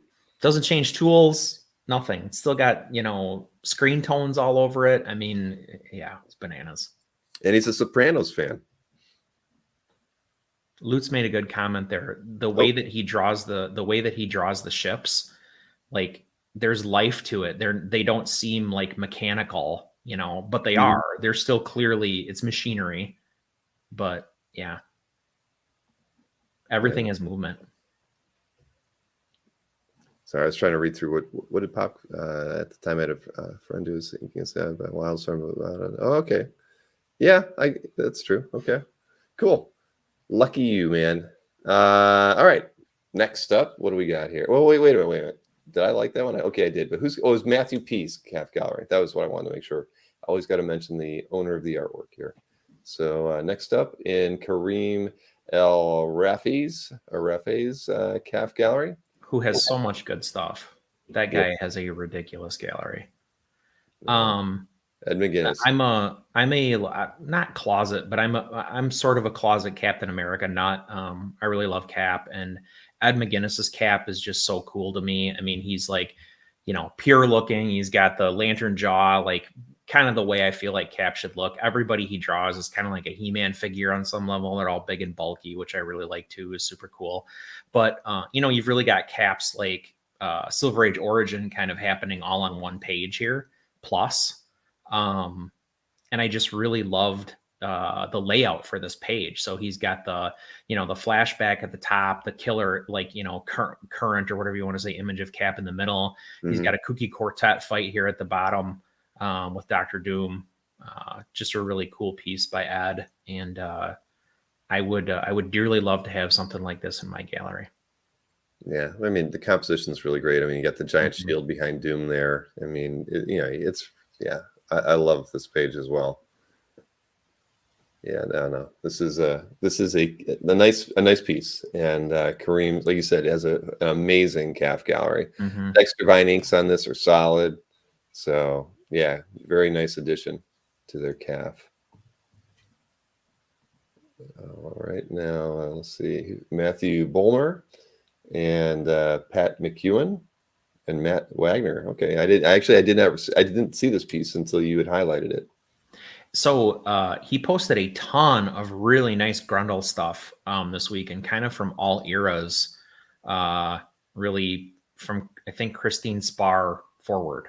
Mm-hmm. So this is from War Child, which is one of the Dark Horse books, a book that I liked a lot when I was younger.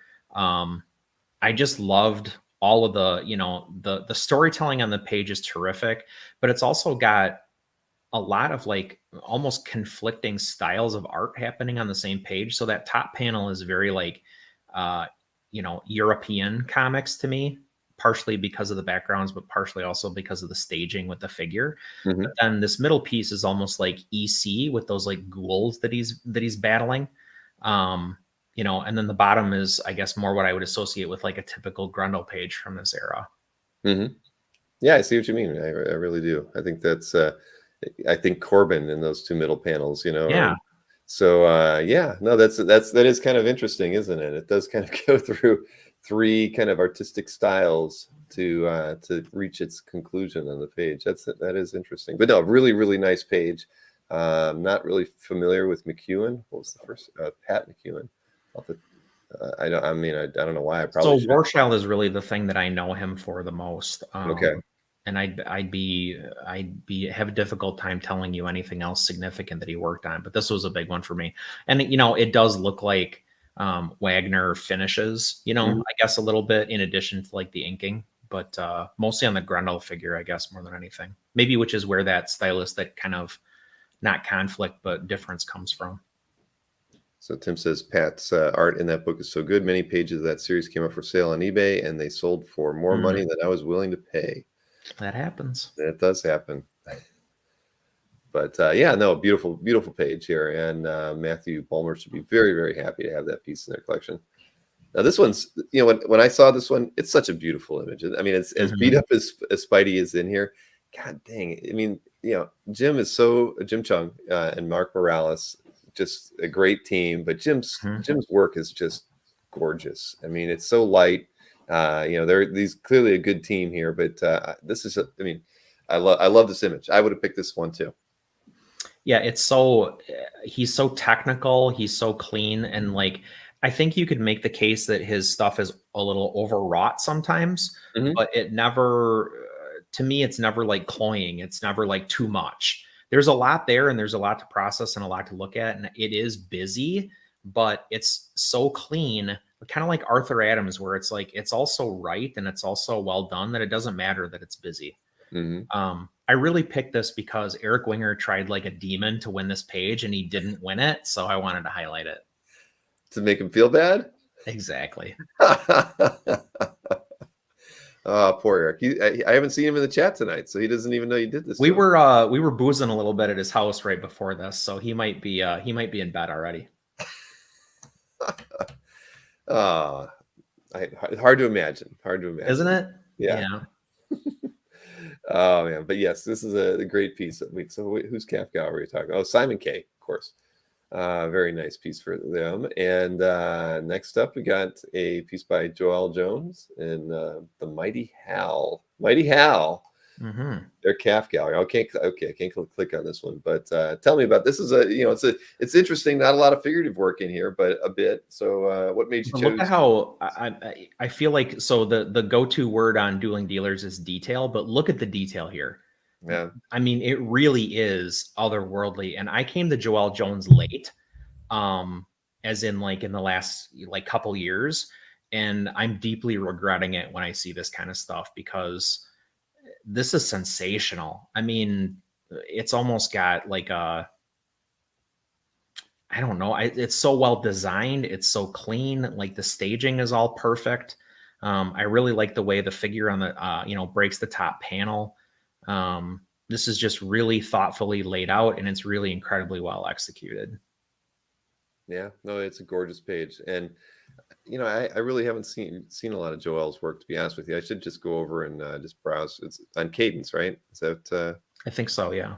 I think Cadence reps them. So, yeah, I should familiarize myself a bit more. And there's got to be a fair amount on calf as well, right? I think so. Yeah. Let's see, 528 pieces. Oh, yeah.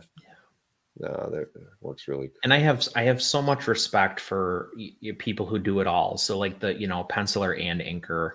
I think that's such an amazing skill set to be able to have. Yeah, this is they're great. Wow. Who's got this? Pat L. Sorry, I'm just browsing around randomly now. All right. Next up is something by Doug Wildley. And that's a name we don't see too much on calf. No, and it's too bad. I really, really love Doug Wildley, creator Johnny Quest. He did a lot of great Western stuff. This is a great Western piece by him. This is like an inkgasm. I mean, this is just the work and the textures here is just beyond, anything that you've come to expect from even Wildey, to be honest. I mean, he's really stretching here. Did you just coin the phrase inkgasm? I may have. Sorry. It's got to be on a t-shirt. Well, after they got Herogasm on the boys and all. Yeah. Nobody died, I think, making this. So no, not at all. But it's weird. You know what? I'm gonna change your order because I'm gonna show this because I looked at this, but I didn't really look at it in detail. But but it seems very related to the last piece in your list in an odd way. So I'm gonna go to the last piece next week. Did I? All right, I did put a sorry here, Dennis. Oh, Dennis deploys. Okay, here we go. Switching over to here because look, similarities in the cross hatching, the ink work. So this would have been your 10th piece, but now it's your 9th. So Stoko is just doing this for the sake of doing it, because why is that background that way? Come on. That did not need to be done. It just didn't need to be done, but he did it. And you know what's so effective about it is all he did to show Batman was hatch in the different direction. Right. Ultimately, I mean, there's that one highlight on the cape and, you know, kind of on the cowl. But yeah, he's really just basically hatching in a different direction. And what a cool, like, super effective way to make Batman like coming out of a shadow. I agree. No, and I saw that because I didn't see this one until you highlighted it and sent me your list. So yeah, this thing is gorgeous, but it's an inkasm too. Clearly, I mean, so but you know, there was that little Wildly. When I saw the Wildly piece, you can see the relationship and at least the way they kind of did some of the darks there. But yeah, this is beautiful, really, really gorgeous. And and I would too. I would have picked this just for the Batman right there. That's the thing. Wow. And this first panel too. Yeah. I just love how, like I said, how unnecessary that is. Right. I mean, that's just doing it to do it and having a vision and executing it, because you got to think, like, let's say that every hatch there took a half a second. Well, and it would have, you know, the funny thing is, you know, you look at it and you can see kind of the modulations here in these points. So, you know, he's only drawing these short strokes. He's not, this isn't like he's drawing, you know, lines across the page. In most cases, pretty much everywhere, he's only making these, and that's probably not even an inch. That's probably like a 3/4 inch tick just to get that line in there and go in the other direction. So the time put into this piece. Exactly. Oh my gosh. Baffling. Yeah. I mean, well, clearly very confident to do it though, because you know this whole thing could fall apart if you didn't achieve what you were setting out to do. So yeah. And then some cute, like some nice facial expressions there on the female character, and you know, kind of like running the gamut here from like you know, insane crazy ink guy to like just good cartooning. Yeah, this is a gorgeous page. Well, then who got this one? Oh, Brian Clark. Brian's got a very nice collection. Met Brian at Heroes. All right, well, one more piece here. Oh, let me switch over to here. A Punisher pick here from who's Cap Gallery in here? Oh, Neon Dragon. Hey, all right. Yeah, Neon Dragon's in the chat, and if Neon Dragon ever befalls some kind of a tragedy and needs to make money fast, you're the guy for this page. Yes. Oh my God. Yes. Yeah, no, I love this. Scratches a bunch of itches for yours truly. Now, what was the title? Oh, Punisher, of course, Punisher and Bisley. I mean, but look, it's just so, you know, it's in weird ways. There's you see Bisley in it, and there's just a little bit of it's cleaner though than you're used to seeing, right? I mean, so this is so early that it's kind of like before he went around the bend. You know, stylistically and artistically. But yeah, it's still definitely Bisley, right? It's clearly Bisley, but it's that like Lobo era or early Lobo era. Yeah. Neon, never say never. Never say never. Don't talk yourself out of it. Oh man, but yeah, this thing it's amazing. I mean, when you see this, because I like Bisley's work a lot, and I definitely prefer his earlier work to his later work. But this thing, it just really stands out to me as well. I mean, as a piece of art and just him stylistically, everything's so crystal clear in a Bisley piece, which you're not, and good storytelling, which you can't say anymore, unfortunately, or whatever. But yeah, there are no questions about what's going on, who's on fire, who's dying. Like, it's all right there for you. Yeah. Well, congratulations, Neon Dragon, for this pickup. Yeah, bravo, man. Yeah, that is great. All right, and I have liked it. All right, so let's so 10 great picks as always, Chris. Thanks, sir. Commend you on that. And let me go ahead and switch over to mine now. remove that and do. Come on. And my picks aren't as good as yours. I hate to say it. Come on. I was going for I went for some of the easy stuff this time around. Just because I don't know. I mean, I was lazy. I feel like I was a little lazy, but you know. You're tired, Bill. There's no shame in that. Yeah. Although you're in Florida now and meth is easily accessible. I've heard about that. There's apparently it's in the county I'm in. It's like, you know, it's a high crime genre topic, whatever, you know, in this particular area. Yep. Little did I know, but all right, here. When all else fails, turn to the streets.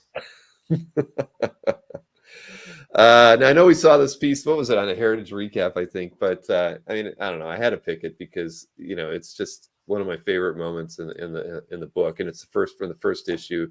Gibbons and Alan Moore, of course. Just, you know, that whole, you know, just the dejection. You know, I mean, it was sad. You know, sad moment, and so I love the storytelling in it, and you know, and I'd have to go back and look at Watchmen, but you know, they were so big on the 9-panel layout. You know, this is just a different kind of approach to a page that you know, they really wanted to emphasize that last panel. You know, and the fact that you know, he's not a hero anymore, right? So I just thought the storytelling in this piece was just really great. I mean, outside of it being just an incredible piece of history and an incredible piece of art, I just always loved this moment in the first book.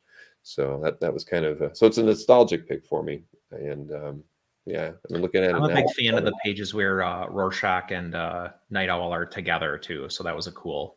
Oh heck yeah! I mean, to have both of them in costume would have been fantastic. But again, I just, you know, this really set everything up in a lot of ways for parts of the story and what happened later. So, yep, really good page there. And Andrew G. There we go, Andrew. I can direct Mike directly to your CAF gallery and say, this guy has been trying to reach out to you, and you're not answering any of his emails. I'm going to call him honestly after the show and give him a hard time. So here, you know, here's a technical issue I saw in CAF today when because I think Michael uses these little funky quotes, and so I'm actually gonna leave this page open for later so I can figure out what it was he put in there and how I can fix it and make it work right. But this was again another piece we featured. But again, you know, it's like to me these first two pieces were also commending the collector for stepping up to the plate and picking up some pretty serious pieces, right? I mean, you know, again, this is you know, we all know what it went for, and you know, it's an incredible piece of comics history, and again, it's not the only one he has either.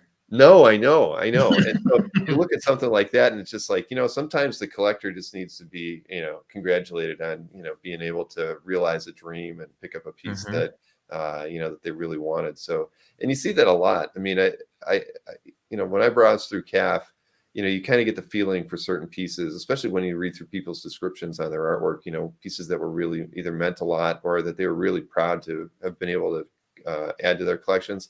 And, you know, you see a piece like this and you just know that Michael's like thrilled beyond belief to have a piece of comics history in their portfolio. I mean, it doesn't get to, you know, it really, you know, for a lot of us, I mean, I can't say I own anything historic. You know, I mean, I have a lot of nice pieces, but I look at it and it's like, no, I don't really have anything that's at that level. So huge significance to this. Yep, exactly. So that's why, I mean, I had to pick it. And you know, I really like early McNulty. I mean, this is 88.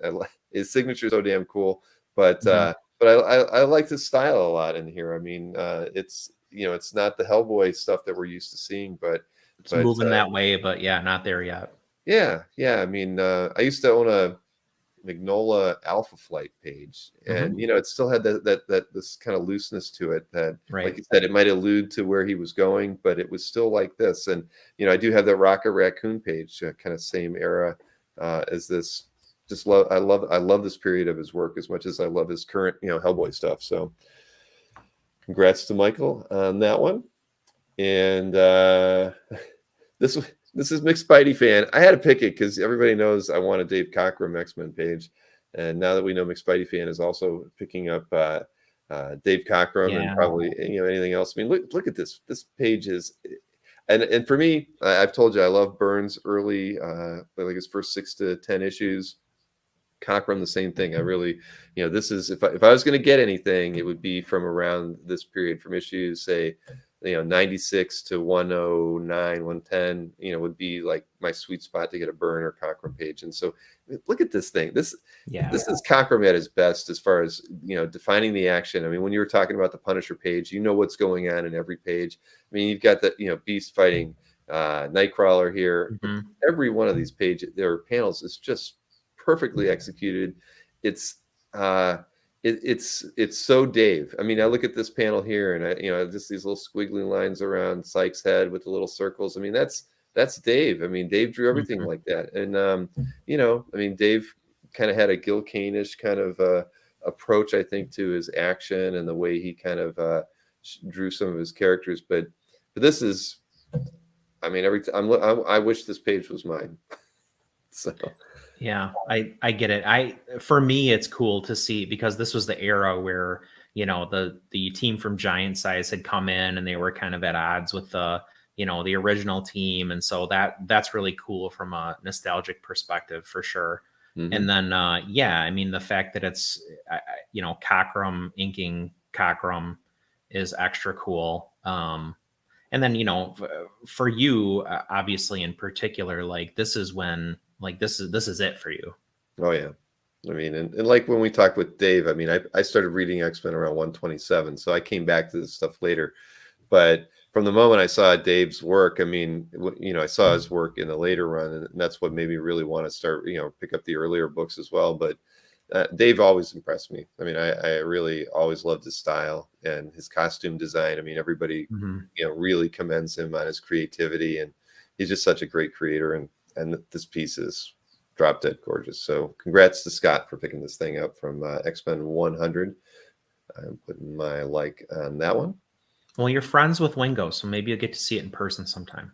That is true. That is true. And hey, you know what? I'm looking at this, and I'm not going to go too far off on a tangent. I actually had a guy email me earlier today, and they said that they're like, why don't you have penciler and inker as a job? When you're entering the artist information, because you can see Scott entered Dave Cockrum in here twice, penciler and inker.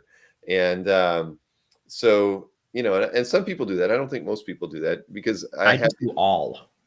Exactly. Well, that's what I told the guy that emailed me. I said, well, that's what the all is for. And he said, well, I like to list like colorists too. And so that, but I didn't really know how to reply to him. Letterer.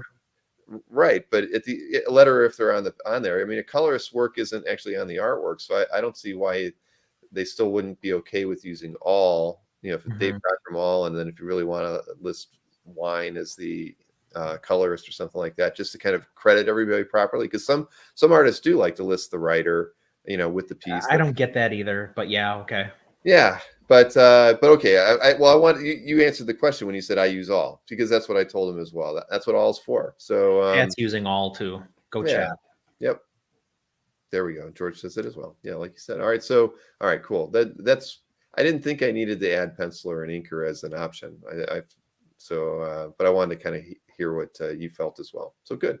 All right, I'm going to stick with what I felt was right, and just because if he wants to list colorist, he can list Dave Cockrum all and then list Wine as a colorist if you want. It's okay. Yep. All right, let me swing over to here. This is in Ben H's collection. Chris Bocello, as Ruben would tell us. So just to, I love this page. I love the, the character coming forward through the 3 panels. I mean, it's fun. It's a title page, and title pages aren't always like broken up to do something like that. And of course, the background doesn't change whatsoever, but the characters, movements within it do. And I don't know, it's really, really creative. And I liked it for that reason, just this kind of fun way of breaking up a title page. You just don't see stuff like that. I prefer the, I have to say, I prefer the slightly more restrained Bocello. So yeah, this I think is maybe not his best period, but it's right up against it. But yeah, I mean, no denying this is a meticulously executed, like, gorgeous page. Like, massive credit to Buckingham on inks here too. Right. Right, without question. And yeah, Ron agrees with you. Pete Bucello, or thereabouts. And yeah, I kind of like both of Chris's tighter style versus his looser style. Kind of like them both. But this is a really great example of his tighter work. And again, just he's a wealth of creativity anyway. But I just really like this page. I like the structure on it. I like the way the lettering. Look at the letter boxes too. So this guy credited letterer. Did he? Well, and he probably should have. I mean, if the letter had anything to do with the way these boxes are put together as well, I mean, there was a lot of effort and thought going into this page here. Mm. So yeah, this is it's beautiful. I like NSN's comment too. The if you scroll down, the way he like geometrically stacked the dialogue at the bottom. Yeah. Yeah, no, yeah. Like I say, a lot of thought went into this one, and you can tell like by the story, this is tied to the first three panels. These geometric boxes to these ones tied to that panel, if you want to call it a panel. I mean, it's just it's just so well done. A beauty. It is. Let's see. So congratulations to Ben on that one. Now this next one's in Dino's collection. Oh look, it's a falcon. Of course it is. Hey, everybody remembers the falcon that Dino put together in a collector conversation. Full figure, action, large, central, original costume, no words. Awesome, Dino. Thank you for putting that up because I forgot the acronym and now I have a reference. I did too. So I mean, what I don't even have any words for this one. I mean, John Romita Jr., Kupperberg Inks, and Dazzler. I mean, this is just an absolutely gorgeous title page. And again, everybody knows I love my title pages, but this thing is just fantastic. And Dazzler, the way the effects are drawn here, these tight little circles. I mean, I just love it. I mean, it's there's a lot of dazzling on this page. It's bedazzled in many ways. You're absolutely right. But it's gorgeous. I mean, and dang Dino. I mean, again, we always talk about Dino. Get his collection is one of those just amazing collections on Cap, and it just got better with this piece being added to it. I mean, a nice, earlier kind of Romita piece. What is it, 81? So yeah, I love it. I absolutely love this page. What I love about Dino's collection is that he is like a sniper. So he sits and he waits. And he's not like me where like, oh, I'm going to post this. I'm going to post this. I'm going to post this. Like, I'm just picking stuff up. Like, you can tell that he like hunts his prey. He takes it down and then he puts up his trophy. Respect. Yeah, exactly. I mean, this is the more I'm looking at it. I mean, it's a gorgeous page. I mean, even the hand lettering there for the title, The Jewels of Doom. I mean, it's all fun. Everything. It's got some Cipitone on it as well on the machinery. I mean, it's stunning. I mean, I really, really like this page. It's dazzling. It is dazzling. And now it is now liked by me. And 24 comments. Wow. Yeah, I think a lot of other people like this page as well. 22 likes, 24 comments. That's a lot of love for it. So yeah, congratulations, Dino. Next up, Fish. I mean, he knew I'd picked him because I used his image in the title. But this was the Marvel Masterpieces from '92, Joe Jusko Galactus card. I mean, Joe can do no wrong. I mean, he did such an amazing job on. And this was this the first series of Marvel Master Works pieces? But this one's I think maybe second. I don't this remember. Is '92. Yeah, I don't remember if this. Let's see. I bet you he wrote it down here. Let's see. I don't even. No, he didn't write if it was first or second. But I just love Joe's work, and this thing is beautiful. I know that Nick Barucci is a big fan of Joe Jusko as well. Yes, I think he's told us when we interviewed him, and he's mentioned it a few other times. But just classic here. This is just. Did Rick Welch just say that this is only 6x8? Yeah, they're all really small. Did he say that? Whoa! Oh yeah, there you go, 6x8. Yeah. Yeah, I think all of his card art pieces were around 6x8. So yeah, you think of that too. And let me just go back to this because it's easier to see the whole thing. Wherever Joe Jusko is right now, right? I salute you. Damn, 6x8. Yeah, it is crazy. I wish I'm trying. I ask Joe like twice a year to be on the show because I want to talk to him as a collector, but and as an artist because he's been in the business for a very very long time, and he's collected art for a really long time too. So he would be somebody who I think would be fascinating to chat with. I mean, I got to Yeah. talk to him, at shows a few times about his art collecting and things, but yeah, he's tough to kind of pin down to want to be to do a live conversation, but I'll keep trying because I really do. Yeah, I would love to please. get him on. I feel like there's been a lot of Jusco love the last few weeks too. Yeah, there has. There definitely has. So congrats to you, Fish. Your cosmic collection continues to grow and grow. And no, this is a gorgeous one. It was unexpected, right? I mean, I'm thinking more Ron Lim or something like that, but Space Marvel. you pivoted and stuck to, yeah, there you go. Next we've got Raphael Amat, and this is John Byrne, of course, from FF242. Really fun issue for a lot of reasons, but I just love it's the 9-panel layout, but I liked how each row has its Thor, it's Iron Man, Yeah, it's Daredevil, and I always, this was kind of when I really did like Byrne's style when he was working on FF, as much as there was like a period like right before this I didn't really like. It just seemed like with FF he was putting in his best work and telling some of his best stories, and I just love the way this panel, these things, this particular page is laid out, because I think didn't it have I think either the page before or after had maybe some different characters on it in a similar kind of setting, but you get a Thor transformation, you get Tony Stark going into the Iron Man costume. Yep. And you get Daredevil and whatever, I can't even remember what was going on in that issue where it's kind of messing up with his senses as well. His radar sense, Yeah. So but, and nothing lost. Right. In the in the 9 panels. Totally agree. But yeah, so this is just great. I'd love to have this piece in my calf gallery. But Raphael Amat, congrats to you. Bravo. And added this on the 4th of July even. All right. Oh wait, let's see the color just for quick. Yeah, always it's color. It's color. Era coloring. Yeah. Too much for a lame surgeon, he says. Yeah.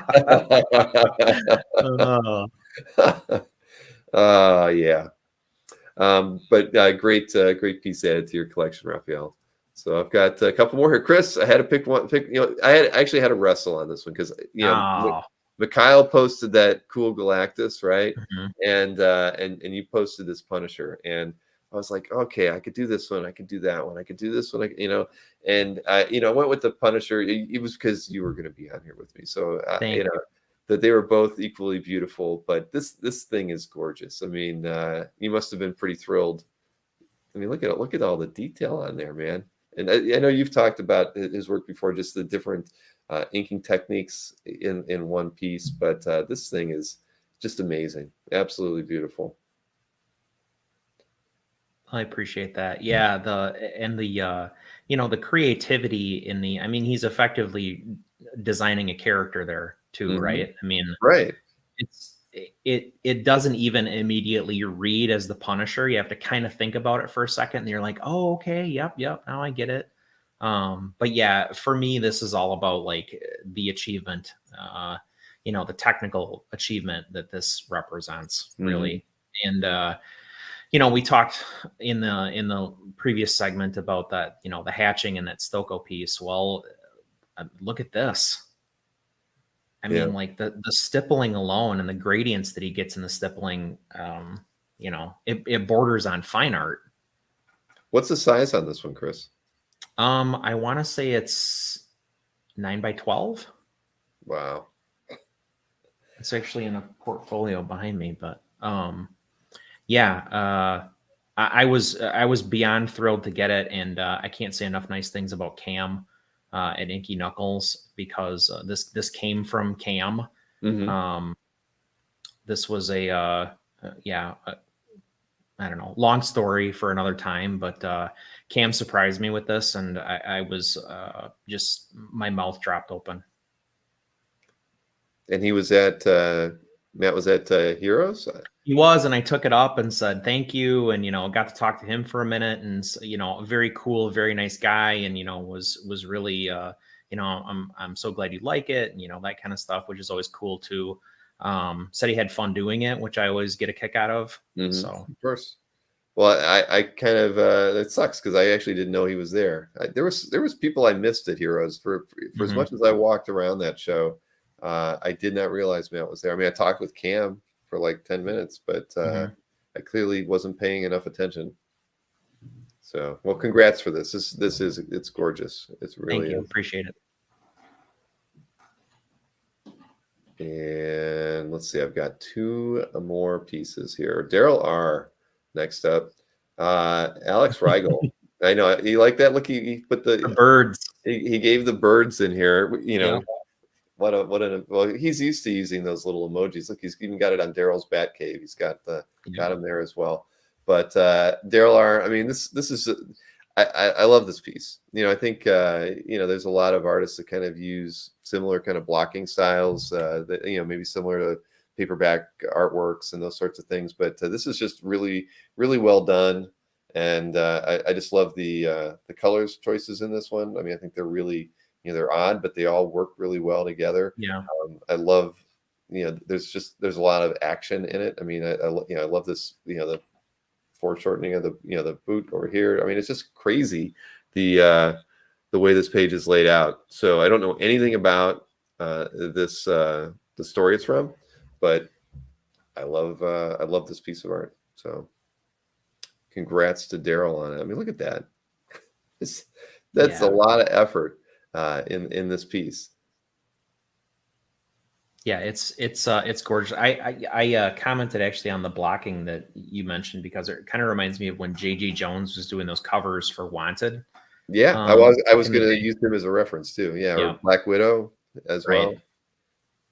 But I love it. I mean, it's like when we were looking at when I was doing the show with Berkey on Tuesday. He had some of those covers where they were doing the square shape cover. Where the art wasn't going fully on the board, and I mean, it's a funny, interesting way of kind of blocking things out, but it's effective. I mean, it really is. So congrats to Daryl. I don't think I saw Daryl in the chat tonight, but we'll have to let him know that we highlighted his artwork. But yes, I'm looking. The more I look at it, I mean, it's gorgeous. The purples, throughout there are purples and pinks, flesh tones. It's all in it. It's also in his pants. I mean, this is just a well-conceived painting. Yeah, and Chris Lutz just actually said what I was thinking, which was it's a lot like Andrew Robinson. Oh yeah, particularly the palette, and honestly, even like the figural work is on the central character on the scumbag himself. There is really Andrew Robinson-esque. Finger guns, giving the upside down bird. I love it. Yep. And George agrees on the J.G. Jones reference as well. Yeah, definitely. But yeah, it's great. Congratulations to Daryl. And let me get the like on that one. So one more piece of artwork here. I don't think have we ever featured anything by Tom Yates before? Not that I know. I don't think we have. And so when I was going through the new artwork, that's the first thing that struck me was I don't remember ever featuring a piece by him, and I thought that's kind of criminal. So I've never read Swamp Thing, but I looked at this piece. I just thought it was to me it's got all the it's got the Chaikin storytelling with the different camera angles, all the things he talks about in the paradigm as far as coming up with with good storytelling, and this piece is pure Yates. I mean, it's just really nicely done, and it was just for me. This was like I had to feature something as soon as I knew it was him, and I thought I don't think we've ever featured anything by him. I had to do it. In a way, you feel bad for anybody that has to draw Swamp Thing because they're following Bissett and Toddleben and Wrightson, obviously, which is all tall order. But this is nice. It is. Yeah, it really is. And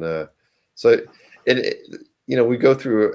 I look at the 9 pieces I picked before this, or maybe the 8. The scumbag one's a little off, or even your piece, I guess. But so often I'm drawn to the stuff that I really love, right? The things that I'm familiar with or nostalgic with, and I overlook pieces by some artists or just because of the title. And I don't challenge, and you've helped me challenge myself a bit, but it does mean that some creators like Yates just don't even come up on my radar. So I think that's something that I can probably strive to do a better job of, because just like when I'm trying to do the heritage picks, I'm trying to find something different. I don't want to always feature the same artists every week, even though Kniffs are in there every week and I can pick one and say it's great. I don't want to do it. So I've kind of got to break myself of that habit so that I can find artists that we're not taking the time to talk about here or to showcase. So yeah, that's a good comment for me too. I mean, I wouldn't have picked this piece, but it's great. It's beautiful and it's terrific to talk about. And to your point,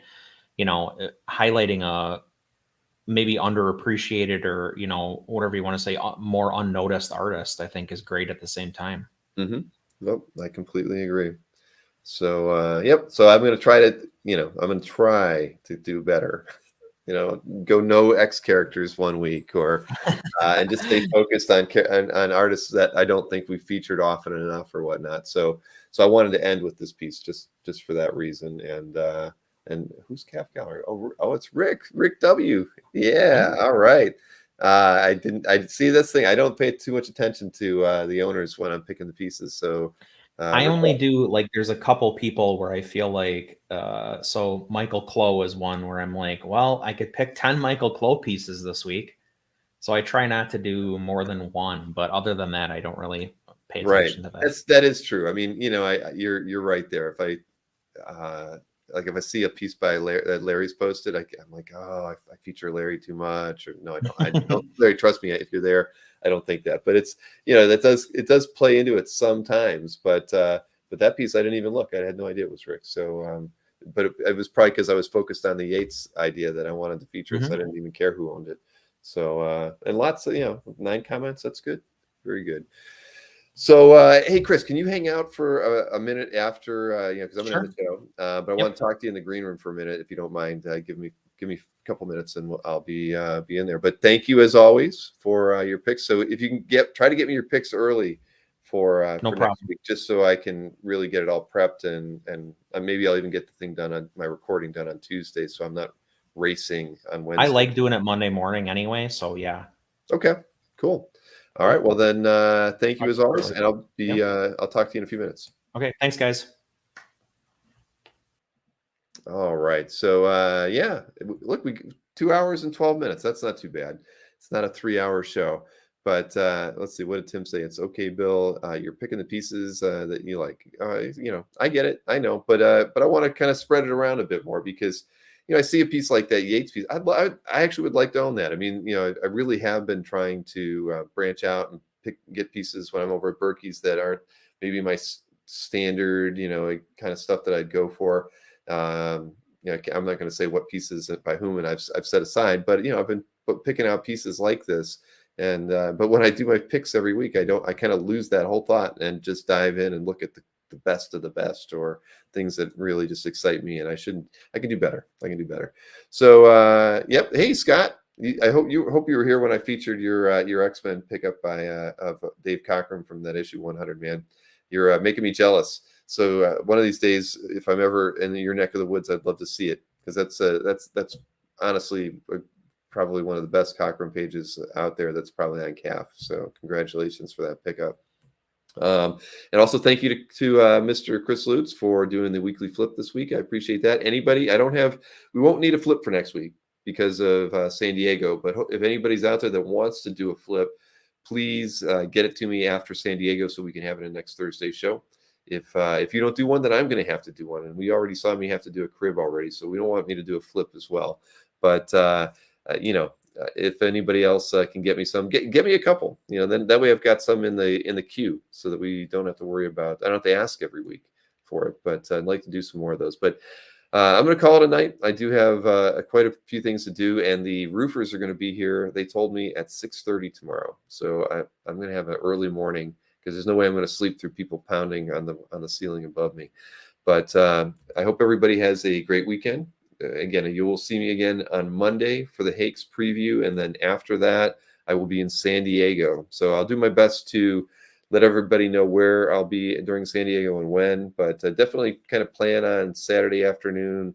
Sometime we'll probably meet up at Berkey's booth with Anthony and Sharon, and we'll hang out and sign some trading cards or whatnot, and have a good time in person over at San Diego. So thank you for everybody for tuning in tonight. I appreciate it, and I will see you again back in Ohio on a Monday. So have a good evening.